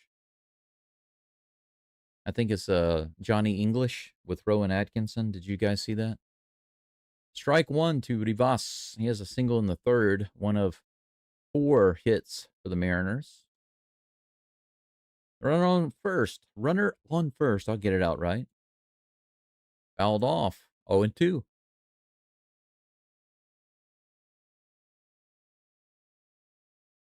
Maybe Sydney, it probably feels like he's failing because he's been to the plate. Let's see here. Okay, so he's been to the plate 3 times. He's got 1 hit, but he has left 3 runners on base. Maybe with bases loaded. So maybe it feels like because of his performance, it just looks worse than it really is. Swing and a miss. Look at that. A 3-pitch strikeout. So after a full count walk to Canzone, Yield Savage comes back with a 3-pitch strikeout to Leo Rivas. Rivas, strike us. 1 down. But yeah, if there were a hockey game and I had an opportunity to go, I'd probably go. This might be another double play to end the inning. He got him. Wow. Look at that. 3 innings in a row ended with the double play. Wow. They get the bullpen going, but they didn't need it. Savage gets the double play, and he has completed 5 innings of work. Wow. Pitch count for Savage is 75. 48 pitches in the zone. Gilbert has 72, 51 in the zone, so he's just 3 pitches behind Savage, but he has yet to pitch the 5th inning.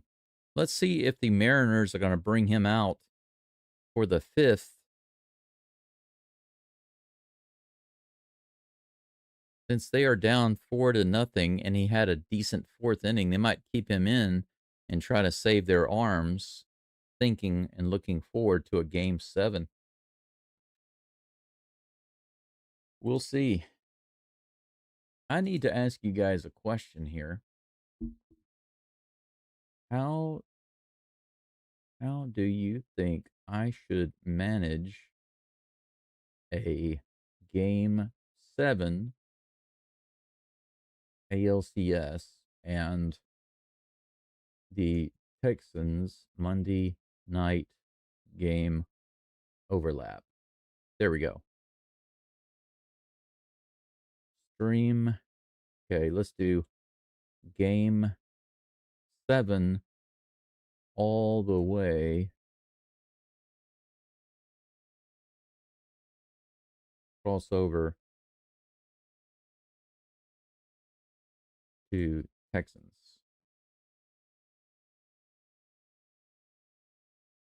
Let's see.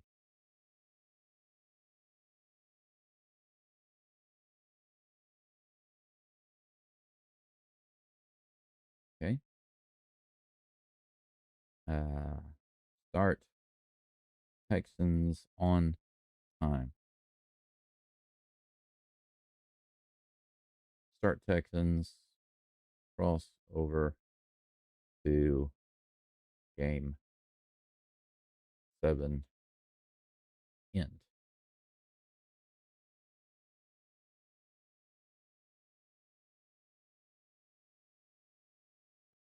There we go. There's a question for you. I hope you can understand that because I'm limited. Whenever I put an answer, a possible answer in the poll, it's limited the amount of characters that I can type in, so I can't fully describe what I'm trying to say. We are back to the Rogers Center in Toronto. The Blue Jays happen to be up 4-0 with 4 hits for the Mariners, 2 errors. No errors, of course, for the Blue Jays. 6 hits and 4 runs. Vladimir Guerrero Jr. at the plate. Dislikes the first pitch. 94 miles per hour, strike 1. Guerrero Jr. is batting .432 in the postseason. He has been really solid. 78 low and inside, just barely missing that corner. 1-1 is the count. Gilbert is indeed on the mound again. He's up to 74 pitches. If you guys can't understand the poll question, then just ask me. But I think that it's clear enough. That's hit hard to left field, and that's going to be a homer. There we go, right into the bullpen, right into the Blue Jays bullpen. It's 5-0. I told you this guy has been very dangerous. He's been awesome. 6th home run this postseason. That's right, 6 home runs for Vladimir Guerrero Jr. in the 2025 postseason. How about that? 384 feet, 103 miles an hour. 7th hit of the game for the Blue Jays. He does a little Superman impersonation, and of course they put on the silly jacket. Yes, he did. You know what? They left Gilbert in. You make your bed, you lie in it.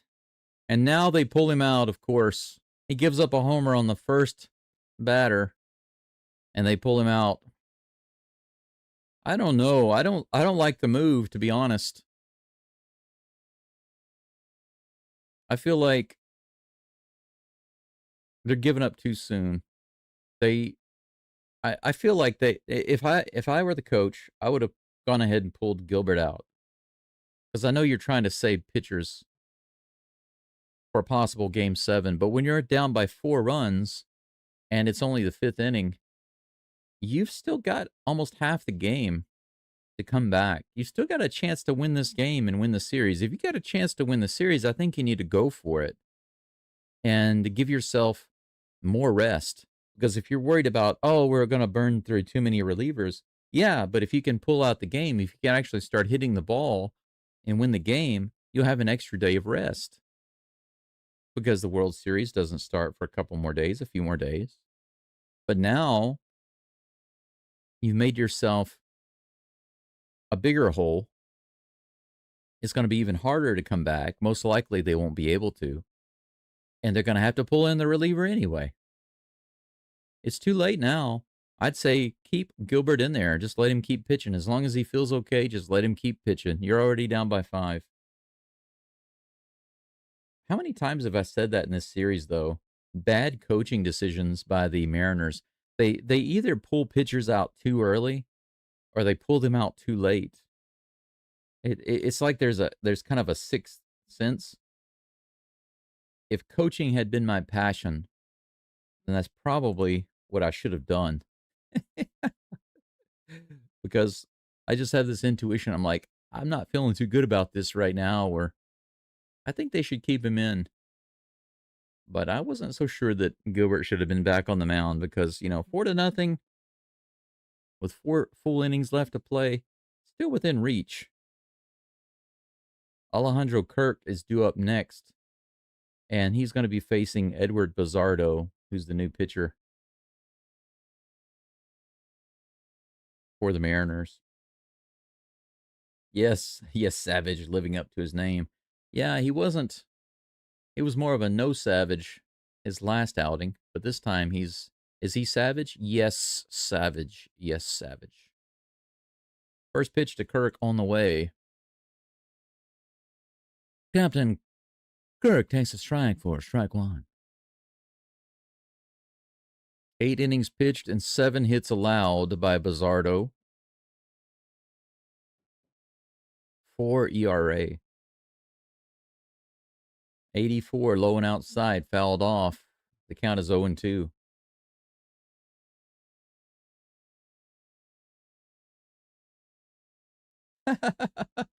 Daryl says, I want to go see a women's roller derby. That'd be interesting. Kirk hits it out into right field, but Canzone floats over to his left and puts it away for out number 1. Right down the middle, barreled up. It was supposed to be thrown outside. Raleigh was set up out there. It goes into the back of the bullpen. That's what happens when you miss your spot and you put it right down the middle on a hitter like that. That dude's got a lot of power. Varsho at the plate. He takes a big hack at it and misses for strike 1. Doug says Houston had the Arrows in the 70s. The great Gordie Howe played for them. Gordie Howe. Here's the pitch. Wow, 83 on the slider. Just barely misses at the bottom of the zone. 1-1 is the count. Quick hooks in the playoffs. Blue Jays on roll, on fire. Yes, they are. Here comes the pitch. That's hit high into the air in center field, really deep, all the way out to the wall, and just in front of the wall, played by J-Rod. And he puts Varsho away, but Varsho playing around with a home run, possibly. He hits it around 400 feet to dead center. Mardik says Dylan Cease, formerly Padres pitcher, definitely available this offseason. It's confirmed. He's not injury prone and seems solid. Should the Astros go after him before someone? You know what? I would be really happy to get Dylan Cease, Mardik, but it depends on the price. But having him as a starting pitcher would be freaking awesome. So, yes, for sure. I think there's also another really nice pitcher. Is it Scooble? Scooble that's also a free agent? Can you imagine if the Astros picked up Scooble and Cease? How amazing would that be? 95 outside. Can you imagine, let's say, so the Astros, if the Astros had Hunter Brown, Tarek Scooble, Dylan Cease, and then, so Alexander is kind of like the fourth man out instead of like the number 2 guy. That's hit out into right field and down. That could be a double. It's a long ways to run. He's booking it around. Canzone brings it in, and Clement continues his barrage of hits. He's 2 for 3 today. Opposite field. So he's got the triple. Now he's got the double. He needs a single and a homer, and he'll have himself the cycle. The triple's always the hardest one to get, right? 2 outs. Barger at the plate. We're going to get another Barger barrage. And it looks like that one's going to be playable at center field. Rodriguez is underneath it, puts it away. Out number 3. So the double comes to nothing. 1 lobster lost by the Blue Jays. That man is kind of sad. Gave up 5 runs today. Commercial break in progress. That's the end of 5 innings. We're more than halfway through this game. I'm going to hop up right quick. Take a little walk around, stretch my legs. Top of the 6th coming up in just a moment. Yes, Savage. The old Savage might be back on the mound. He's at 75 pitches. Cal Raleigh is due up, followed by Jorge Polanco and Josh Naylor. I'll be right back. I see some of the comments in the chat. I'll get to that in just a moment. Need to grab myself some liquid and then get rid of some liquid. Un momento.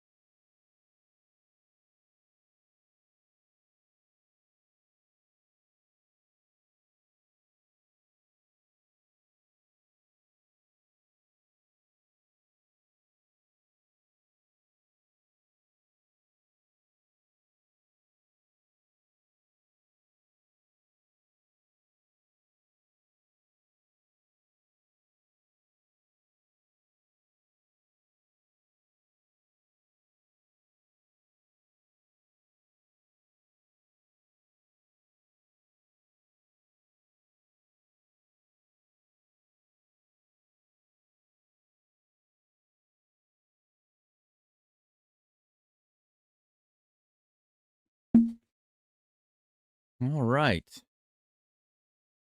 As soon as I get back, very first pitch to Cal Raleigh is a check swing, strike one. They say he went around. Yoel Savage is back on the mound as his coach looks on, rocking back and forth like a praying mantis.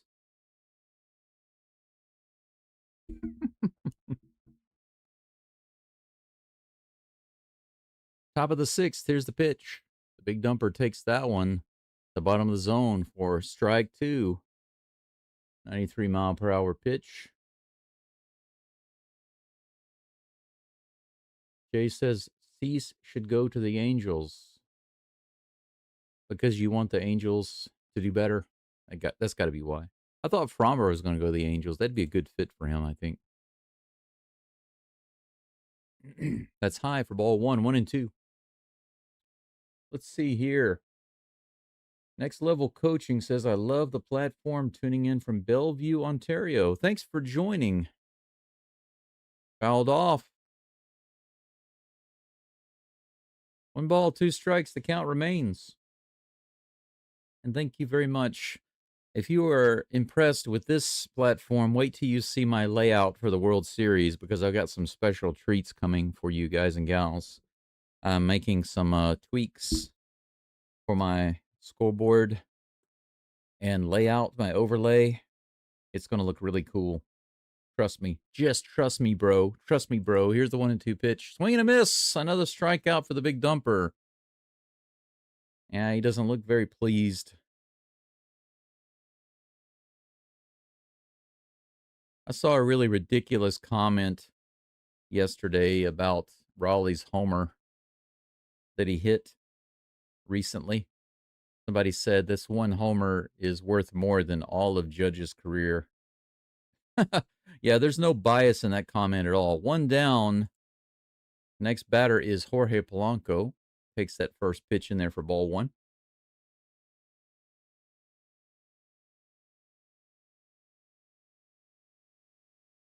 Yep, Daryl says, yeah, Seattle's digging a hole. Yep, the coach's fault. Coach is the one that are doing it. The pitcher started it, and the coaches continued it. High and outside on the splitter. 2 balls and no strikes. Polanco's 0 for 2 today with a flyout and a line out, so he's making some contact, but he just hasn't put it where the defensive players are not. Brendan says the poll is tied. Let me take a look at it.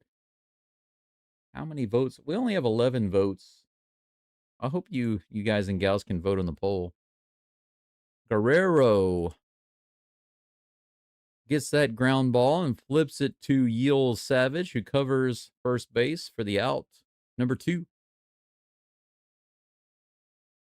According to Corona, a rally cap is placing a lemon on top of the bottle. However, that does no good. You have to actually put the lemon in the bottle.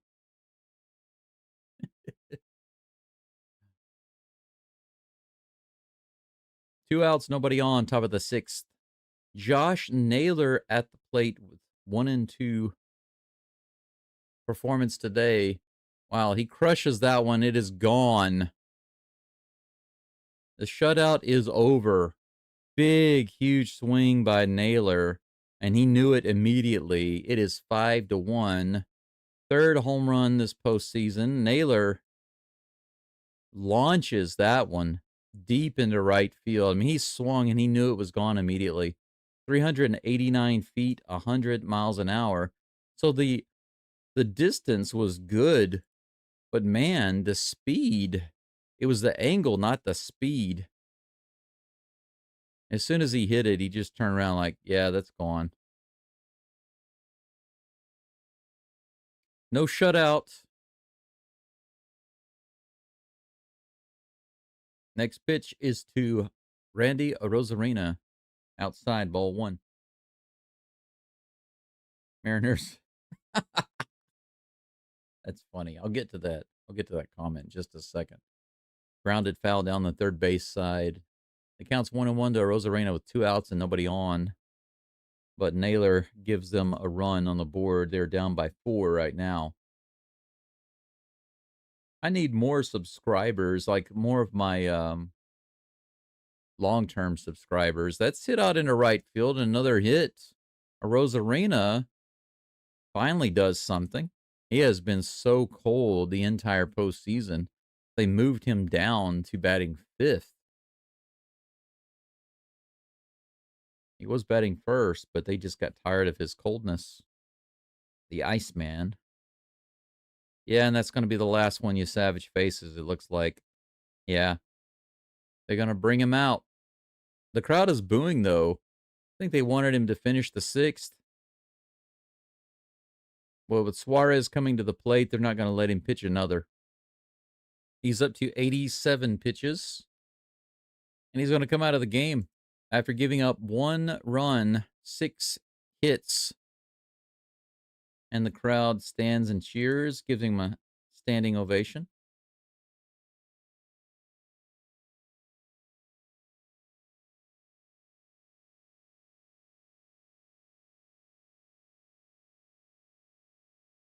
We're going to have a little commercial break, looks like, while we have the new pitcher warming up.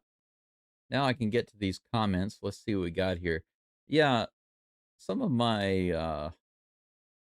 I would like to hear from my Houston fans, though. Those of you who are actually Texans fans, okay? Those of you who are interested in the Texans game and are fans of the Texans, those are the ones I would primarily like to have vote in the poll. But everybody, of course, is welcome to vote. Anybody who is a subscriber who has been here watching these games and supporting the live streams, you're welcome to vote. But I have a couple of choices that I can do with Game 7 tomorrow. Of course, I will start with the Game 7 of the World Series because it starts first. And I will follow that up to a certain point, which is the start of the Texans Monday Night Football game against the Seahawks, which is a big game. Now, I've got 2 choices. I can either keep the live stream going for Game 7 and keep flipping over to the Texans game during the breaks, or I can end my live stream for the Game 7 whenever the Texans game starts. I can start the Texans live stream, and then I can flip back over to keep checking on the baseball game. To be honest, since my channel is primarily focused on Houston teams, I would prefer the latter. I know it's Game 7 of the ALCS, but this is primarily a Houston channel, and tomorrow's game with the Texans and the Seahawks is a really big game. And since they take so many commercial breaks, right? In the football game, they take a lot of commercial breaks. It'd be easier to be checking on the baseball game in the meantime. Varland is on the mound for the Blue Jays. 1 ball, 1 strike to Suarez. That one was up and in.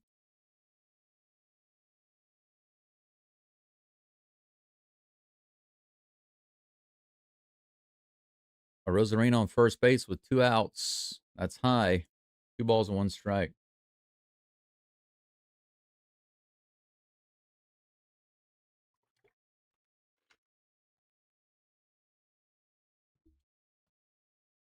Here comes the next pitch. Low and outside. 3-1.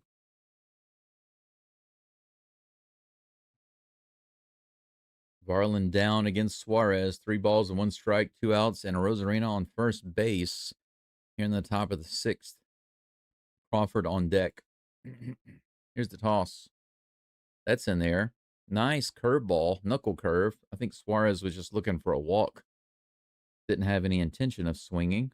At least it appeared so. Full count.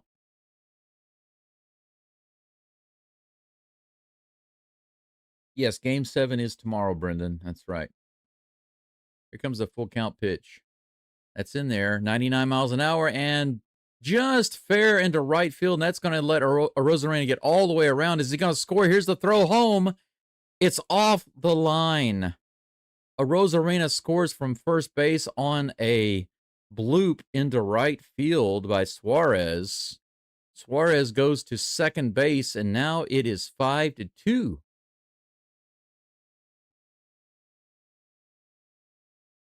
A very lucky break for the Mariners right there. Guerrero had a chance to throw him out at home, but his throw was offline, and Rosarena scores. Look at this. Suarez fell down. He didn't even get to second base. I thought he got to second. No wonder he didn't get to second. He fell down coming around first base. J.P. Crawford at the plate with a runner on first. First pitch is in there for strike one. Holy cow. Suarez is having himself a strange game. Suarez takes a step forward and takes a step back. Does something good, does something bad. Does something good, does something bad. Here's the 1-1 pitch. 99 miles an hour outside. 2 balls and 1 strike. I like that comment. That's funny.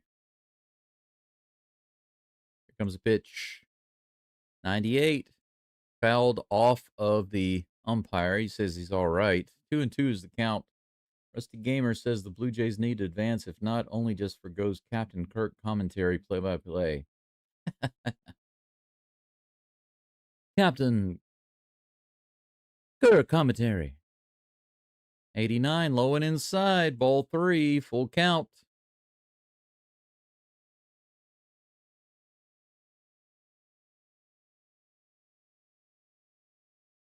It should have started in the zone, but it started inside and then wound up way too far inside. But he gets the strikeout on the next pitch.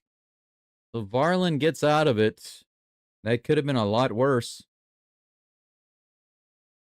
But the Mariners managed to get 2 runs on the board with a solo homer by Naylor and then a bloop single by Suarez and an off-the-line throw by Guerrero Jr.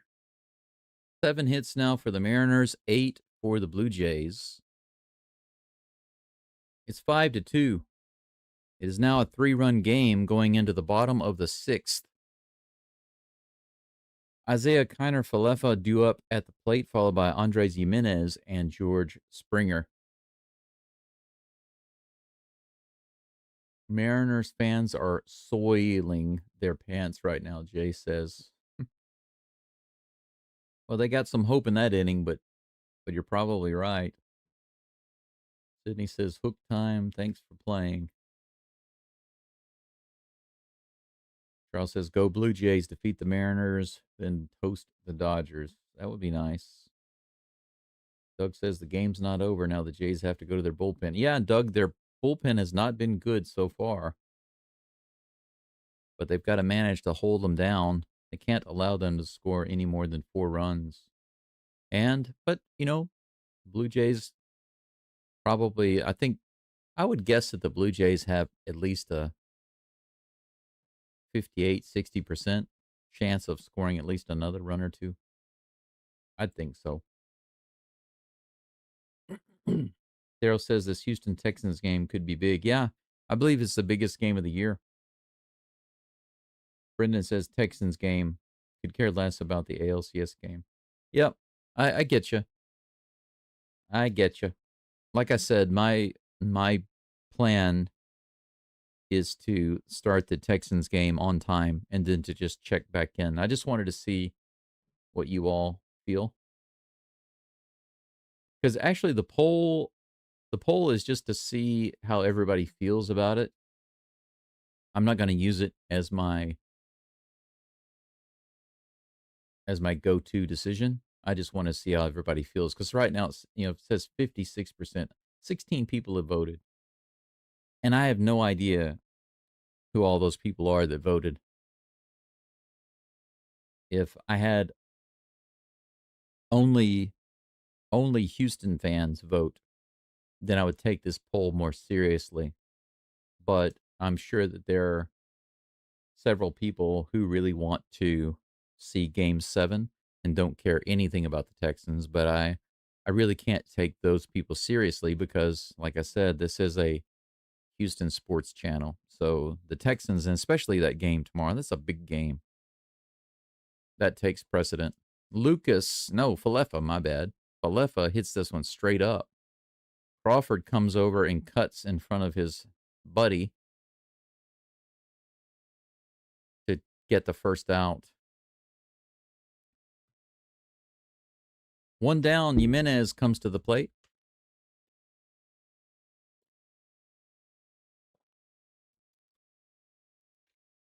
Pizarro's still on the mound for the Mariners. Here in the bottom of the sixth. Here's the toss. Right in there. Nice pitch. 82-mile-per-hour slider. Strike one.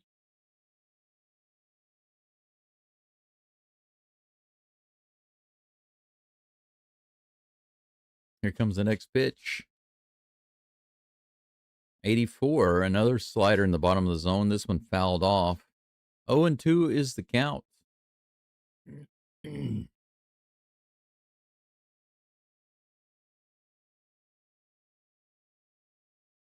Couple of guys going in the Mariners bullpen already. Here's a toss. Ooh, 95-mile-per-hour sinker at the top of the zone. Swing and a miss. 3-pitch strikeout against Jimenez. And that brings up George Springer. Still waiting for Springer to have that big hit. That revenge hit. Be nice for him to reclaim. That's a bling hat right there. It would be really nice for Springer to reclaim one of those runs. Fouls that one off. I think he hurt his knee on that swing. He immediately winced and moved his leg after that one.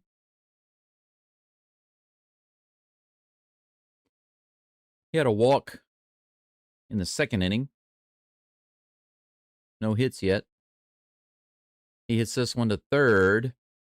Suarez grabs it and lobs it over to first. He's not running full speed, so that's an easy out. He limps back to the dugout to take another rest. That's out number 3.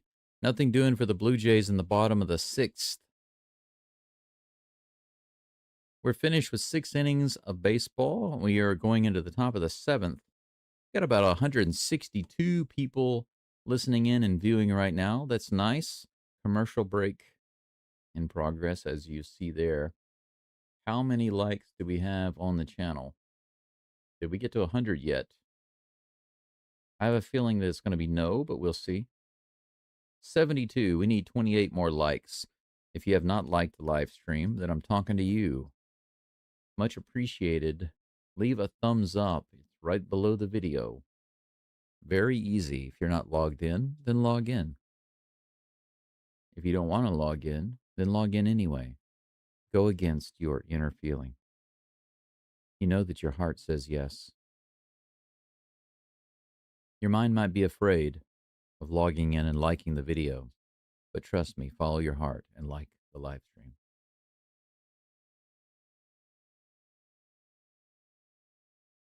Brendan says, do whatever you want. I will watch the Texans game on TV. I prefer your commentary over some of the announcers. I appreciate that, Brendan. And I'm also having a lot of fun with the Texans game, no lie. I was really nervous about it. I'm hoping that I'll have the same result with the Rockets games because I think those will really be challenging for me.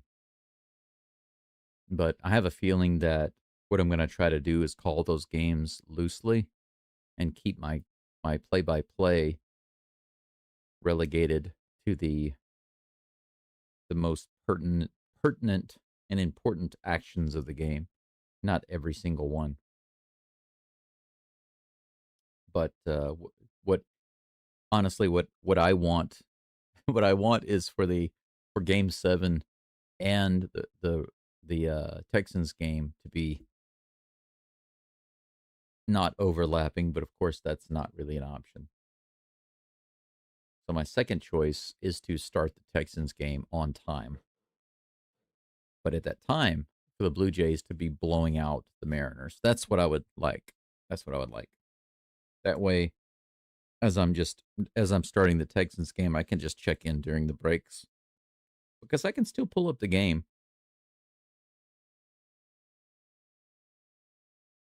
I can still pull up the just like this right here. I can still pull up the previews and stuff and the scoreboard for the Blue Jays and Mariners. So it's not that I can't multitask a little bit. I can still do that. Dominic Canzone is leading it off for the Mariners in the top of the 7th. Lewis Varland.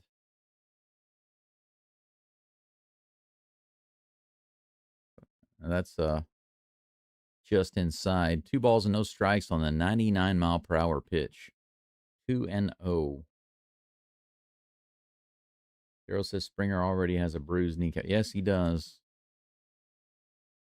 Got himself a nice dinger on the knee a couple days ago. This is hit high out into left field, but Jimenez floats out and grabs it.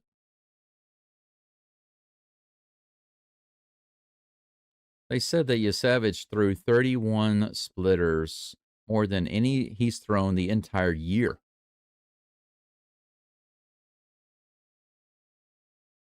How many strikeouts did he have? 7. Garland has 1. Ball 1. Leo Rivas at the plate. Hey, Marduk says, I may have missed lobster count. If you could update for me, Mr. Go, I can definitely do that. Thank you for that $5 super chat. That's in there for strike 1. 1-1 is the count with 1 out. Nobody on. Varland pitching to Rivas.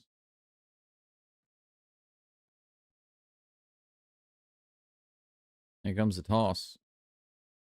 Outside, 2-1.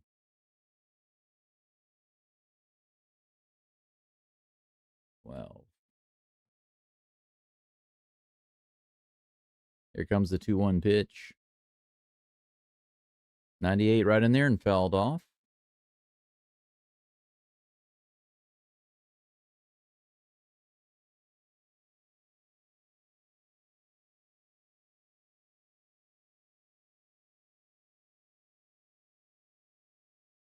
There you go. The Lobster Super Chat updates.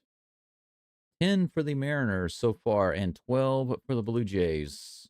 Here comes the 2-2 pitch right in there. Strike 3, 98 miles an hour on the fastball in the bottom of the zone. You can't stand there and take that.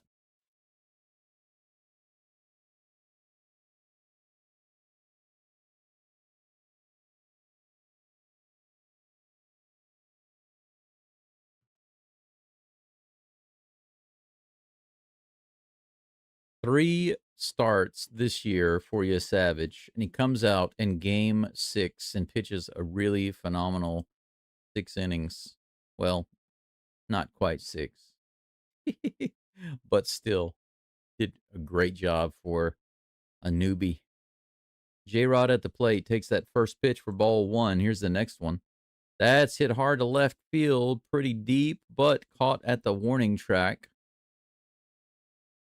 And that's out number 3. 3 up and 3 down. Nothing doing in the 7th inning for the Mariners. And we are on commercial break again. The bottom of the 7th coming up in just a moment with Nathan Lucas to lead it off. Vladimir Guerrero Jr. on deck and Captain Alejandro Kirk in the hole. There's something in the hole, some thing in the hole. So ridiculous. For those of you who don't know what that is, there's something on the wing, some thing on the wing. You can look that up online on YouTube. I'm sure you'll get a kick out of it. Let's see here. Brendan wants to know if I can do split screen. It wouldn't help really to do split screen, but what I can do is I can put my score. I can add a little mini scoreboard on the screen so you can see the actual game score the whole time, no matter what I'm showing on screen. So all the time you can see the score on the screen.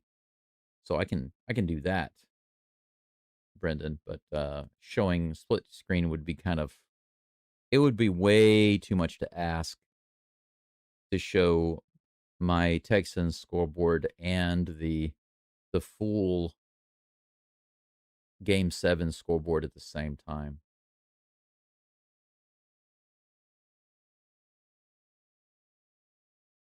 Doug says it is not logical, sir. But, Captain, showing the split screen scoreboards for both the Texans game and the Game 7 of the ALCS is purely illogical. And why is that, Spock? The screen would be too cluttered, Captain. I see what you're saying. Matt Brash is going to be on the mound for the Mariners. Just popped up on the screen. He will be the first to face Nathan Lucas in the bottom of the 7th.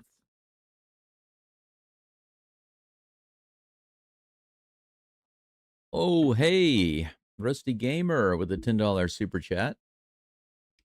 Let's see what Rusty says. Arbitrary 7th inning stretch super chat.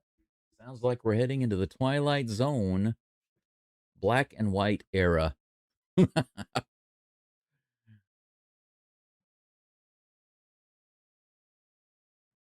Take, if you will, Matt Brash, Seattle Mariners reliever, coming into the 7th inning, the bottom, down by 3 runs. It's not a very good impersonation, but, it's close. Grounded to Divas and over to first base for out number 1. So Lucas grounds out. Nothing doing there, but Vladimir Guerrero Jr. comes to the plate, and he had a nice HR. And we're not talking about human resources. His last at bat.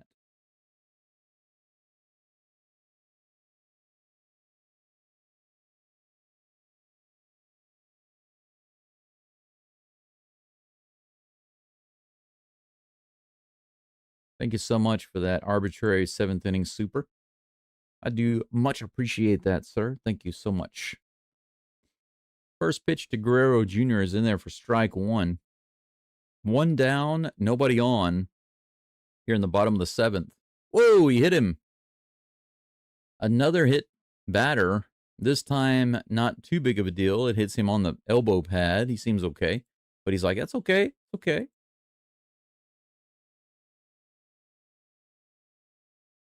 Yep. Got him right on the elbow guard, luckily. And see, the Mariners trying to take out more Blue Jays. Yeah. If you can't pitch to them, hurt them. That's the Mariners pitcher's philosophy now, it appears. Captain Kirk at the plate. 0 for 3 today. 86 up and in. That's a little high, but called a strike. 0-1 is the count. Conversation between James T. Kirk and Rod Serling. How about Christopher Walken mixed in there? That's hit at the middle, and that's going to be a hit. A line drive for Alejandro Kirk. Guerrero goes to second base. We have runners on first and second with 1 out. When I was younger, I used to hit the ball just like that. It's very good.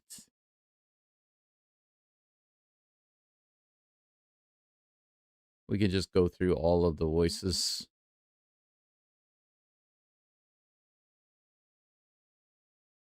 Dalton Varsho comes to the plate, but the big dumper is going to take a little tripper out to the mound to have a speaking to with Brash. You're going to have a little discussion about just what is going on right now. Hey, Matt, this is Cal Raleigh. Yes, this is how I talk. People don't expect the big dumper to talk this way, but this is how I talk. Anyway, the reason I came out to the mound is to tell you that perhaps you're not paying attention to the strategy that the coach gave us earlier. You see, we're trying to come back and win the game. And if you're allowing runners on base and you're allowing them to score, then it makes it a little more difficult for us hitters to get us in the back of, back in the game. You know what I'm saying? I'm just saying. So anyway, let's get back to it. Then he runs back to home plate.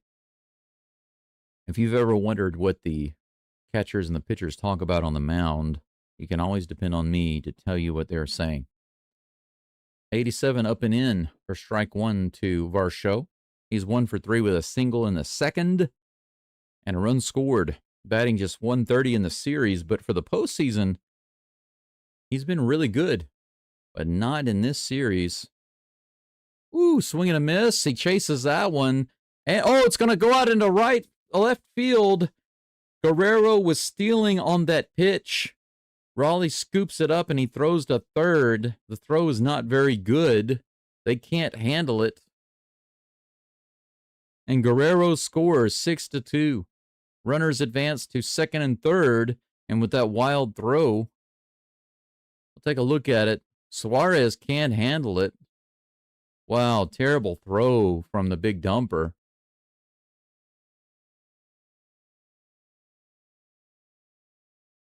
Six to 2. So it's a wild pitch. Raleigh grabs it, throws it to third. Wild throw, goes into left field. Varsho strikes out on 3 pitches. The Blue Jays are lucky that Varsho did not foul that pitch off, because if he had fouled it off, there would have been no opportunity for Guerrero to advance. But it works out. Bank error in Jay's favor. Collect 1 run. Here's the pitch to Clement. 88 miles an hour outside, ball 1. 2 outs, runner on second. Clement has a good game going so far. A triple and a double. He's looking for the single and the homer to complete the cycle. It's outside. 2-0. Doug says putting Guerrero on comes back to bite him. Yep. That's right. It always does, doesn't it? Every time they put him on, it seems like something bad comes of it. Way outside. They are not pitching to Ernie Clement. That's 3 straight pitches that are nowhere near the zone. Nothing even slightly competitive for him to swing at. 2 outs, 3 balls, no strikes. Kirk on second base. Here comes the pitch to Clement. Whoa, ball 4. Could have been strike 1, but Raleigh was set up on the outside, and Brash threw it way inside. You see that? So because of the framing and the setup, they don't get the call, and that's a 4-pitch walk. Runners on first and second. It looks like Brash is having control issues right now. I can't believe that he was not trying to pitch to Ernie Clement.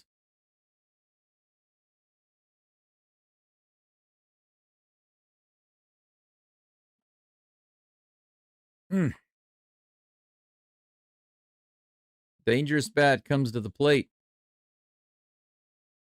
Addison Barger. Barger had a banger.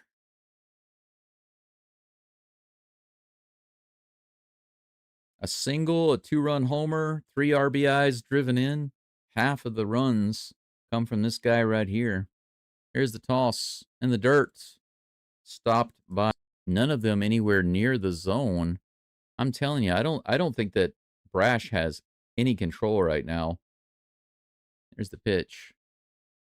Finally throws one in there. Slider, 86 miles an hour, strike 1. That would have been a good one to rip. You know, Sydney, to be honest, I think that either one of these teams can beat the Dodgers as long as they are consistent. That ball's low, 3-1. 1 pitch away from having bases loaded for Falefa. I wonder if they will keep Brash on if he walks Barger right here. Here's a 3-1 pitch. Ooh, swing and a miss, low in the zone. He took a big hack there. Full count. If the Mariners are playing moderately well, or the Blue Jays are playing moderately well, I think they can beat the Dodgers, both of them. Choose my personal opinion. But what do I know? I'm just a lonely live streamer. Here comes the 3-2 pitch. It's low and inside, ball 4. He walked him. Lost him. You going to send somebody out, coach? Going to send someone out? Carlos Vargas? One of the guys out in the bullpen, but they're holding it. What's going on? Okay, so they got a pinch runner coming in. Miles Straw is in for Barger. Barger is taken out. I don't know. I don't know about that. Barger was on first base and they took him out for a pinch runner. I don't know. I mean, you still got a couple more innings of ball. Barger might be back up at the plate. I don't know if I want to take that bat out of the lineup. Falefa is at the plate with bases juiced, and they leave Brash on the mound, and he starts off with the same thing he's been throwing, which is a ball way outside and low. 1-0. I feel like this is another mistake by the coach, the Mariners coach. Once again, that's just my gut feeling. Here comes the 1-0 pitch. That's hit hard to right field, pretty deep.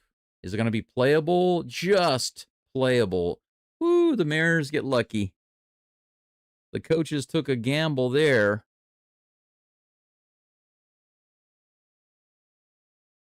But the hit by pitch, the wild throw to third, the wild throw home, despite losing multiple lobsters in that inning, the Blue Jays do manage to bring one home. So it won't be a feast in this inning, but at least they have dinner. 6-2 is the score. We're wrapped up with 7 innings of baseball here in Game 6 of the ALCS. Seattle is due up in the top of the 8th in just a moment.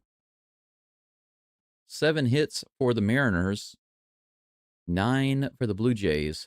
The Mariners have 3 errors this game, none for the Blue Jays. Varland may not be on the mound for the Blue Jays. We'll see. He's up to 22 pitches with 11 in the zone. Cal Raleigh is due up, followed by Jorge Polanco and Josh Naylor. Raleigh not having a particularly good game. Actually, Rodriguez, Raleigh, and Polanco, the starting 3, once again, not a single hit. 1 walk for Rodriguez, and that's it. Raleigh has struck out twice.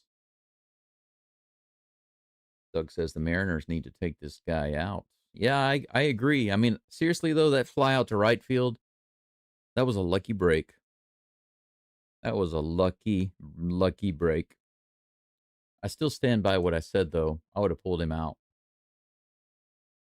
Okay, so we got how many votes on the poll? We had 26 votes. 62% say Game 7 all the way. Crossover to the Texans. Start the Texans game. Crossover Game 7. End. 38%.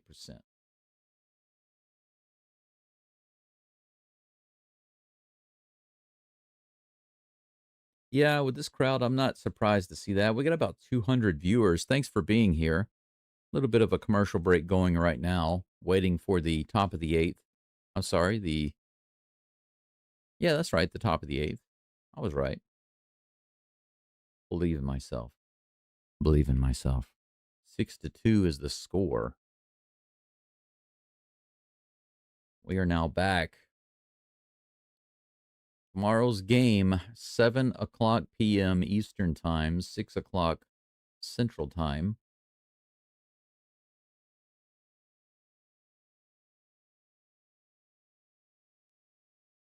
Here's the first pitch to the big dumper. Low and inside, ball one. Jeff Hoffman is now on the mound for the Blue Jays. 4 games in the postseason, 4 in a third, pitch 3 hits, 1 run, and 1 save. 95 right in there for strike 1. 1 ball, 1 strike.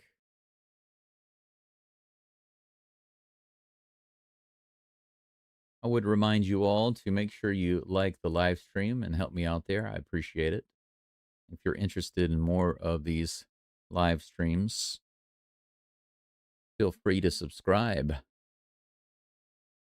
I'd like to get to 1,400 subscribers soonly. With that foul ball, Raleigh is down in the count, 1-2. The crowd is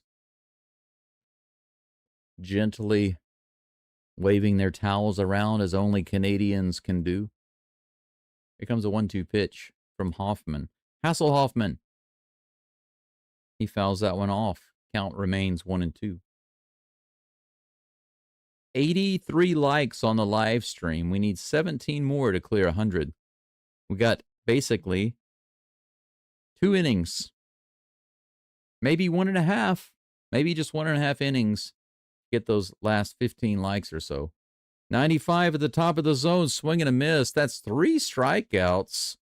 Sad face for Raleigh. 3 strikeouts. That's his last at bat of the game, more than likely.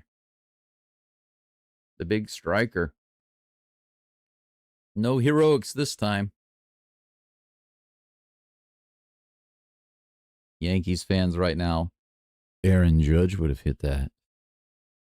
Here's the pitch. Low and inside to Polanco. 1-0 is the count. We're up to about 91 likes. So we're moving up. Just 9 more to get to 100.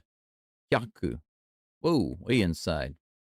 2 balls and no strikes to Jorge Polanco.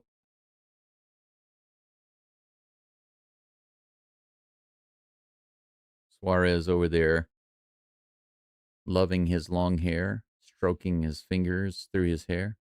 Here's the 2-0 pitch. Nice pitch in the bottom of the zone on the slider. 2-1.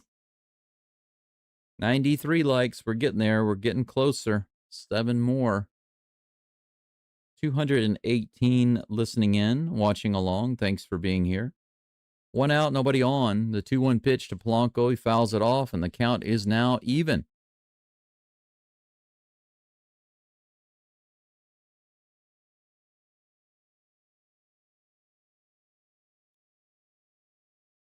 It's a 4-run game at the moment. And the top of the 8th, Naylor on deck. Jeff Hasselhoffman on the mound. Here comes the 2-2 pitch. Swing and a foul tip, miss, but Kirk can't hang on to it. Polanco will get another pitch.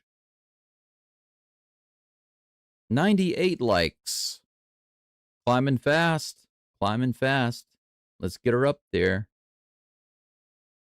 Viewers are jumping up there too, getting closer and closer to 250. Thanks for joining in. Welcome to the Go Dome. Generally covering pro Houston sports, but also I've been covering the series, the ALCS series. Here comes the 2-2. Little tapper.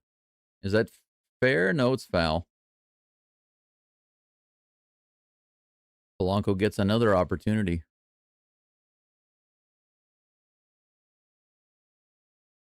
Scherzer, Gossman, and some other pitchers. That's what I was saying the other day because of the way things played out. 2 games in a row with the Blue Jays hitting the ball so well and their pitchers doing so well. And on the opposite end, the Mariners not hitting very well and having to burn a lot of pitchers. Blue Jays have a lot of options. Their arms are rested. They have several choices for Game 7 tomorrow. That's fouled off again. Polanco is staying alive with the 2-2 counts.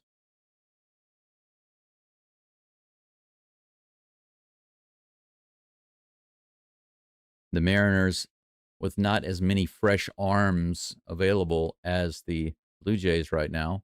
In the dirt, check swing, did he go? They say he did, and he tags him out. So Polanco also strikes out.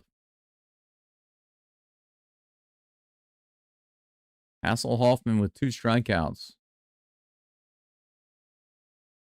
That's pretty interesting. Both teams started in 1977. 11 postseason appearances for the Blue Jays, only 6 for the Mariners, but no pennants or World Series titles for the Mariners. 2 of each for the Blue Jays. Mariners just aren't trying hard enough. Here's the 2-2. I'm sorry. The 2-2's over. Polanco's down. That was the 0-0 pitch. Fouled off by Naylor. Strike 1. I was still in Polanco mode. He was plunking so many foul balls. Oh, that was fouled off the catcher, Kirk. Naylor's a nice guy. He immediately checked on him. Here's the 0-1 pitch. He hits that one out in the left field, and is it going to be playable? Yes. Put away. Varsho is over in left field now. Some pretty interesting things going on in this game. This has been a very interesting Game 6. But that's it for the Mariners in the top of the 8th. They have 1 bat remaining before the 7th game in this series is forced by the Toronto Blue Jays.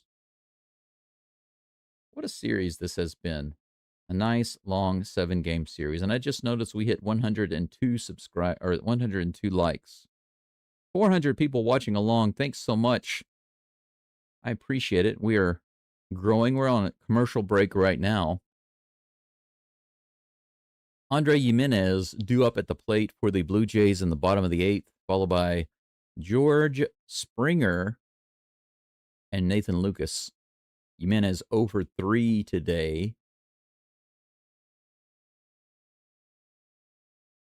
2 strikeouts. He's also left a couple of guys on base. He hasn't been able to do anything yet with the bat today. George Springer doesn't have any hits today, but he does have 1 walk.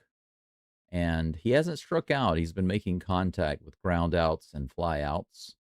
And he's not moving too quickly on his knee, which was hit by Brian Wu, which I don't believe was on purpose. Although the Seattle fans responded to that terribly, in my opinion. Nathan Lucas is in the hole. Lucas has 1 hit today, 1 strikeout, and he's managed to leave 3 base runners on. So let's see what these guys can do. We'll be back in just a moment. Carlos Vargas is going to be in the game for the Mariners. He's warming up as we speak. He's had a little bit of a problem in the postseason. His ERA has gone up quite a bit, 7.5. It's not where you want it to be from a Mariners perspective. Marduk in the live chat says back in '69, Seattle's team was called the Pilots. Played 1 season and moved to Milwaukee. Seattle sued the AL, got the expansion team, which started in '77. The fan contest came up with the Mariners. Well, it kind of fits simply because I know it's such a big fishing area, big fishing city. So I think it makes sense. It's also sounds better than the Fishers, the Seattle Fishermen. That's not very dangerous sounding. Second pitch there to Jimenez is a strike, swing and a miss. 1 ball, 1 strike.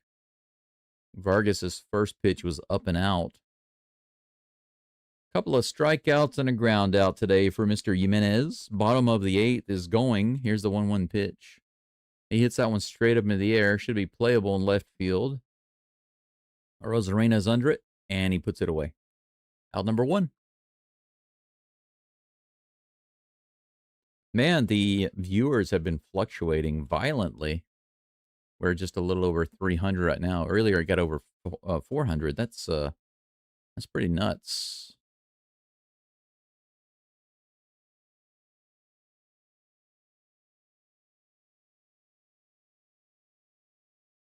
Here comes a pitch.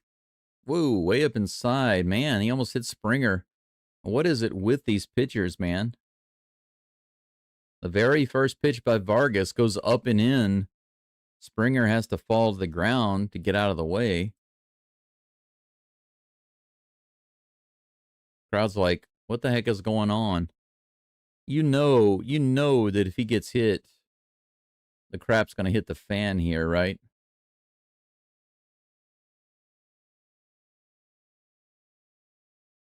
Yeah, way up in there. 1-0 count pitch. Here it comes. 98 on the inside. Strike 1. 1-1 is the count. Yeah, we're up to 108 likes. Marduk, that's right. Keep them coming. Keep dropping those likes, folks. Maybe we can get to 150. Who knows? Here comes a 1-1 pitch.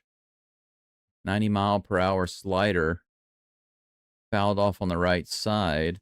Springer goes down to his knee again. Man, he's going to hurt himself. He keeps going down to that knee.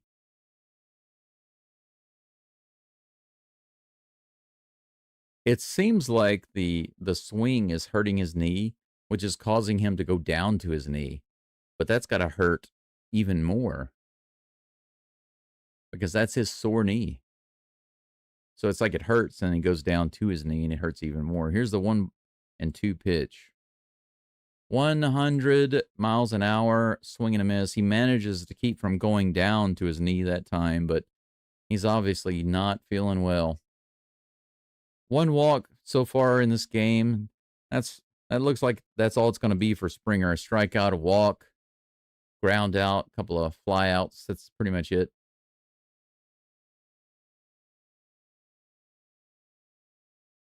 First pitch to Lucas, 100 miles an hour in the bottom of the zone, swing and a miss. 1 down. The Mariners, wow, season high 3 errors in this game. That's rolled to Crawford and makes a crazy throw over to first, but is nowhere near in time. So Lucas is on first base with a hit.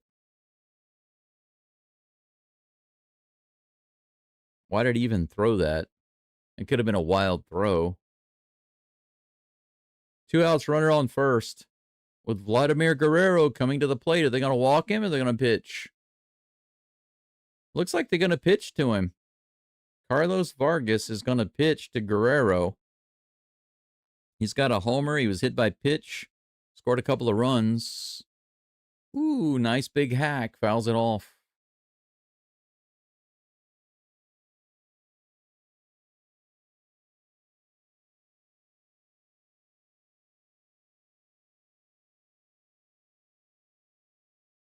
Here comes the 0-1 pitch. He crushes that one out into left field. Look at that curve on the ball. He shattered his bat. Man, if he had not shattered his bat, that could have been a really big hit, but it turns into a single. Maybe they should have walked him.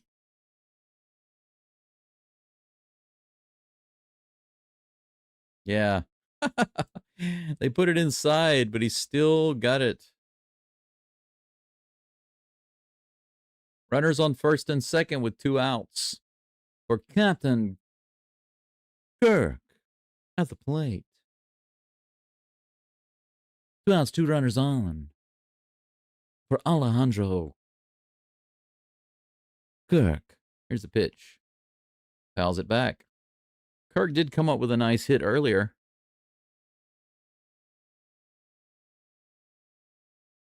One strikeout, 1 hit today for Alejandro Kirk. 0-1 is the count with 2 outs and 2 on. Here's the next pitch from Vargas. That's hit high into the air. Should be playable to right field. And it is. Canzone puts it away for out number 3. So the Blue Jays threaten a little bit with 2 outs, but nothing comes of it. They pick up a couple of more lobsters.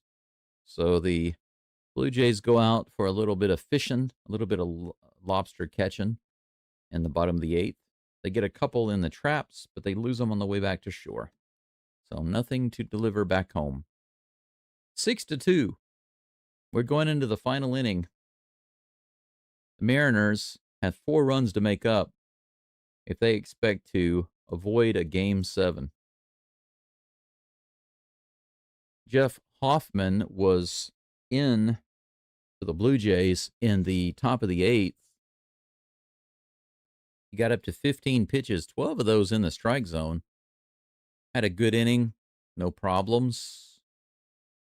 They might keep him in the game. We'll see. Randy Arozarena is going to lead it off. We've got the middle of the batting order coming up for the Mariners with Eugenio Suarez on deck and J.P. Crawford in the hole. Vlad the bat shatterer or Vlad the ball crusher? Vlad the Impaler? the guy that Dracula is based on, right, Marduk? Vlad the Impaler? But when he shatters the bat, he has a wooden stake. Right? That's kind of dangerous. Wow, we got 450 viewers right now. We got a decent amount of people. Let's get those likes up to 150. Why not like the live stream? We got a commercial break going right now, but it is the top of the 9th coming up within seconds. Arozarena is having a better day today than usual. He's 2 for 3. Couple of hits, 1 strikeout, 1 run scored.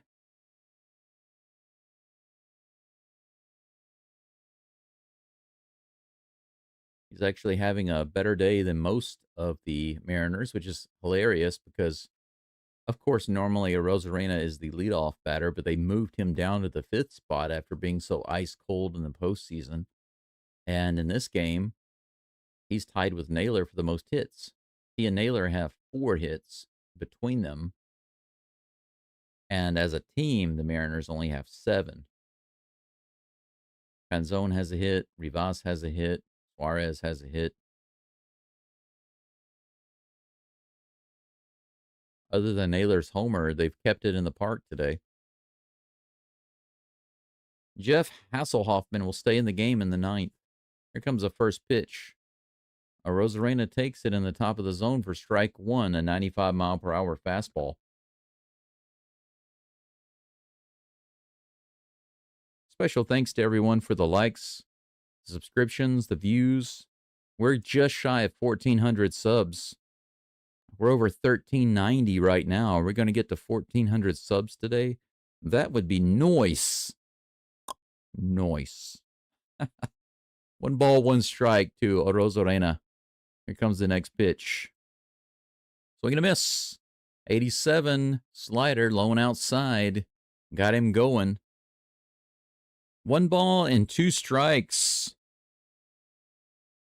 Exciting stuff, this. Here comes the 1-2. Swing and a miss. Struck him out. 88 miles an hour, up and out. Arozarena goes down. The crowd's loving it. That's the way things go when the hometown crowd is winning. They get loud. Man, that's one guy right there, Max Scherzer. You haven't seen all the clips of him in this game, but he has been coming up out of the dugout and going crazy for all these big plays. Suarez at the plate, swing and a miss, low and outside, another slider. I think Hasselhoffman must be really enjoying his moment on the mound right now. 0-1 is the count with 1 out, nobody on. That slider misses too far Low and outside. 130 likes, just 20 more. We got over 500 viewing right now. Let's push it up. 1,400 subscriptions, 150 likes. That one's even further low and outside. Bounces to the backstop. 3 balls and 1 strike, I believe. Or maybe my mind is playing tricks on me. It's 2-1, not 3-1. Oof. 88 miles an hour. Another slider. Man, those sliders are devilish. Yeah, he looks confused about something. I'm not sure what they're talking about, but 2 balls and 2 strikes to Suarez. Here comes the toss. Ooh, fouls it off, but it's off the glove of Kirk. Captain's log, start date October 19th, 2025, and I'm catching behind the plate. Was not able to catch that ball for strike 3. We will try again. 2-2. Ooh, he threw a splitter that time. Suarez did not go for it. It's below the zone for ball 3. That is a full count with 1 out. Nobody on. Rusty Gamer says ball crusher. Swing and a miss. 88 miles an hour on the slider. He went back to the slider, and this one was upper outer corner. Suarez went after it, could not get the bat on it. And that's back-to-back Ks for Jeff Hasselhoffman. J.P. Crawford comes to the plate. Top of the 9th. Down by 4. 2 outs, nobody on. Low and inside. That fastball misses for ball 1. We only need 13 more likes to get to 150. Go, go, go, go, gadget like. Did we get to 400 subs? I don't know. Here's the next pitch. 95 above the zone. 2-0. Kirk comes out and says, let's slow it down a little bit, Hoffman. Not quite to 1,400 subs. But we're knocking at the door. 13 more likes to 150. Let's go. Go, go, go. Here comes the 2-0. Swing and a foul tip miss. Strike 1. Wow, views are going crazy. Welcome in. This is the last breath here for the Mariners currently. Everybody's standing on their feet. Whoa, way outside. 3-1. Is Hoff going to extend the inning? And if so,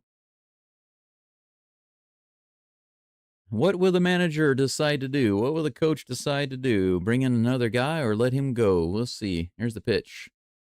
Ball 4. Crawford walks. So 2 strikeouts and then a walk to Crawford. Yeah, that's right, Sydney. Just a bit outside. I like the Bob Uecker Major League reference. I love that. He throws it like way out and hits the wall or hits a sign or hits the mascot or something like that. And he says, just a bit outside. Just a bit outside. Yep, he just made the call. The coach made the call to the bullpen, and they take a little break on the mound to have a little chit-chat and slow it down a little bit. Give their bullpen an opportunity to warm up. J.B. Crawford is on first base. Dominic Canzone is due up.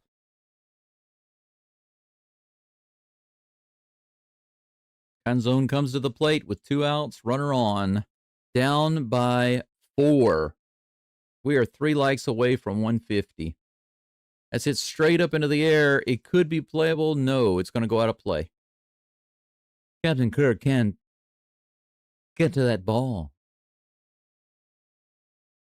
There's something in the stand, some thing in the stand. That'd be a foul ball. That would be a foul ball, Captain.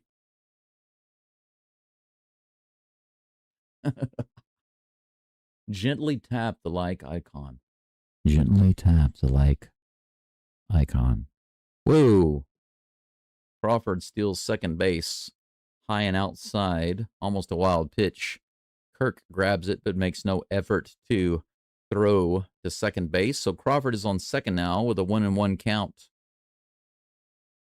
Ye old Savage looks on. Ye old Coach looks on. Ye old Hoffman looks on. And here comes a ye old pitch. The 1-1. Fouls it off. Man, that was a terrible pitch to be swinging at. Low and inside. But he fooled him. Ha ha ha. Your pants are fooled. Your pants are fooled by me. With pitch I just give you. I'm sure that Jeff Hoffman is kind of a Russian name. 1-2, here it comes. He fouls it up. No, it's going to be playable on the infield. Easy pop over to third base, and that's it. The Blue Jays solidify Game 6, 6-2. It's going to force a Game 7. Home team record in Game 7 is 30-29. They have a slight edge. It's almost even. But the home team has lost 7 of the last 8 Game 7s. Pretty interesting stats there. Thank you so much, guys and gals. We are 1 like away from 150. We did not get to 150 likes. We just need 1 more. Who will be the 150th like? Let's see the final stats here. The Mariners with 7 hits. Blue Jays with 11. 3 errors, a season record for the Mariners. Hasselhoffman has a really good showing in the 8th and 9th. Many of the Jays have some heroes that showed up today, including their starting pitcher, the young Trey Savage. Gilbert gets the loss. This series is tied 3-3. Now, the MLB site, it doesn't have any post-game stuff to show me, so it's just going to say game over. Yeah, it says thank you for watching. But I wanted to update you guys and gals on a couple of other things. Oh, we just jumped to 170 likes. 171. That's great. Freaking awesome. I will be here tomorrow for Game 7. I hope you can join me for that. But just to let you know how the Mariners and the Blue Jays performed with runners on base. Although the Blue Jays scored 6 runs, they actually had 18 other opportunities to bring runners around, and they didn't do it. So they could have actually scored easily 9 or 10 runs. There were some times where they had bases loaded and they failed to move runners around. The Mariners, however, they really botched their high leverage moments. They had 11 runners left on base. We're not talking about left on base at the end of the inning. We're just talking about runners that were on base. A batter came up and was not able to move them over. But they only scored 2 runs. When you leave 11 runners on base and you only score 2 runs out of the whole game, this is really bad because the Mariners had 2 innings back-to-back where they had bases loaded and they got nothing from it. And they lost by 4 runs. If they had just been able to get 1 or 2 runs in each of those opportunities, then you're talking about a potential tie game at the end of 9. But 2 double plays wiped out both of those bases loaded situations. So the Mariners just could not capitalize. So the Mariners had 1 home run today, but the rest of the guys were kept under control. They were either striking out or they were kept inside the park. And when the Mariners are not bringing in their runners in high leverage situations, and they're not hitting the ball out of the park, then there's no way they can win. They need the long ball, and or they need to be bringing in their base runners. And they only had one long ball today. They had a throw home that was off target, and that's why they were able to score an extra run. If that throw had been on target, he probably would have been tagged out, and the score would be 6-1. But it is what it is. I do hope you can join me tomorrow. I have 2 games to do tomorrow. I have this game 7, and then I have the Texans Monday Night Football game versus the Seattle Seahawks. So I actually have 2 Seattle games to do tomorrow. Both are big games.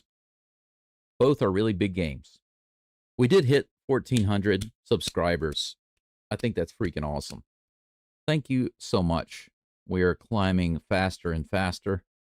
Rusty Gamer sends me the $2 super chat and says, "Great stream, go. Tomorrow is going to be fun." I agree with you, sir. You are absolutely right.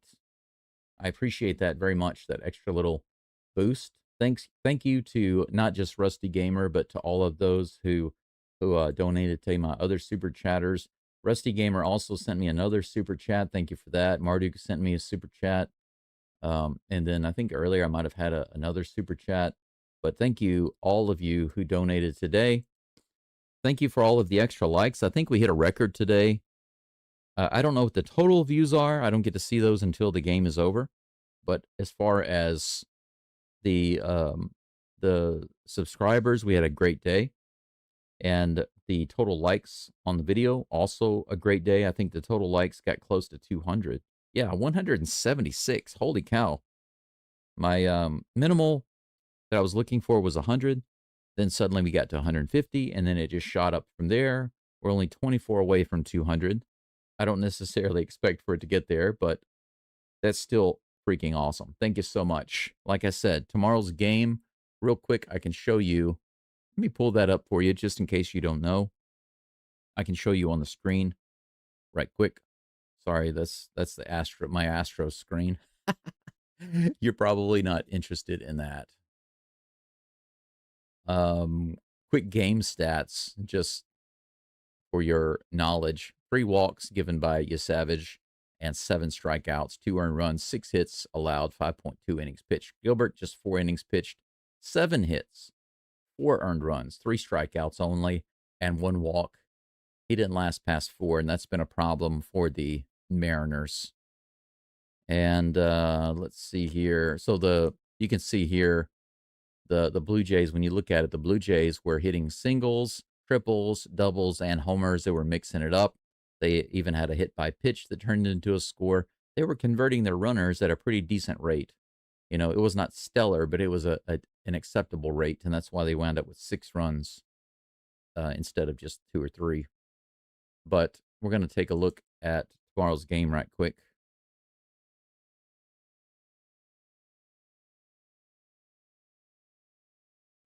Game 7, right here. Here it is. Here we go. Okay, so 9 o'clock my time here in Japan. And if I'm not mistaken, this is 7 p.m. Central Time, 6 p.m. East. No, I'm sorry. 7 p.m. Central Time and 8 p.m. Eastern. Is that right? So, but yeah, you're right, Marduk. I've got a lot to do tomorrow. I've got this game to do, and I've got the Monday night game to follow up. So I do hope that you can all join me for both of those. But as of right now, they don't seem to have the pitchers. If you scroll down and look, they don't seem to have the pitchers announced yet. They were discussing it in the broadcast, but they don't know yet. They haven't announced it. Who's going to be pitching? According to ESPN, the Blue Jays are favored to win, but actually, I don't think this matters.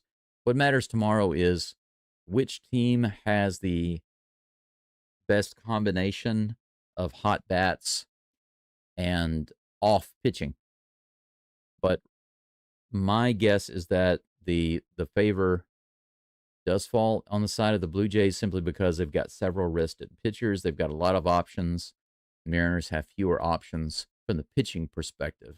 Hitting perspective, I would say, I would just repeat what I just said. It depends on who's hot. Either team can be hot, and whoever's hitting is going to win, basically. So, anyway, there you go. That's the balance. And that's all for today. Let me double check the live chat and then we'll get out of here. Thank you so much. I appreciate you all being here today and getting the subscriber count up, getting the likes up, and for the donations. It's been a really good result for the channel and for me today.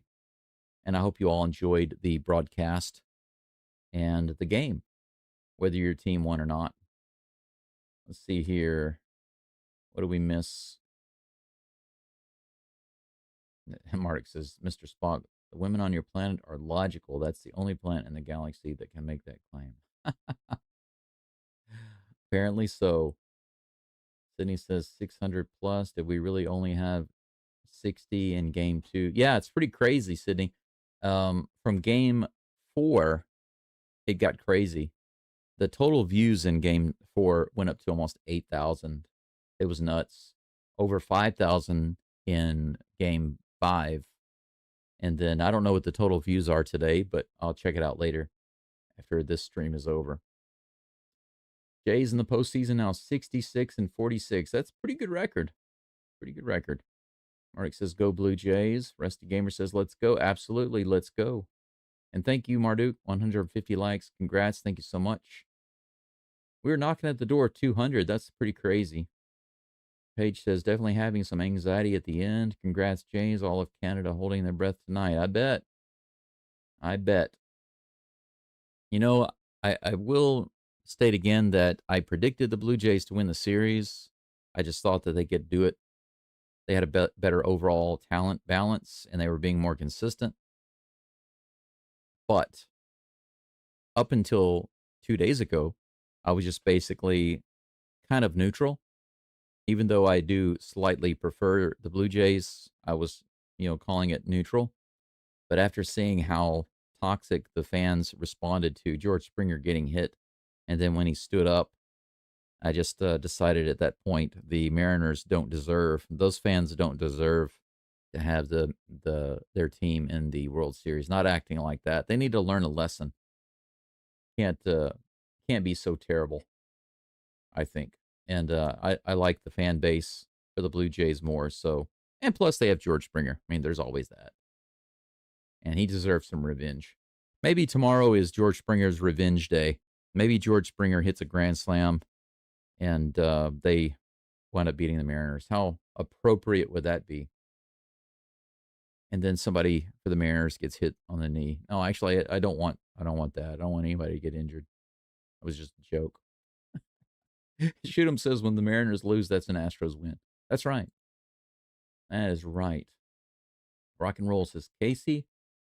Mark says, rest up, Mr. Go. Big day tomorrow. You're right, sir. I'm thinking Berber and Kirby starting. Oh, Bieber?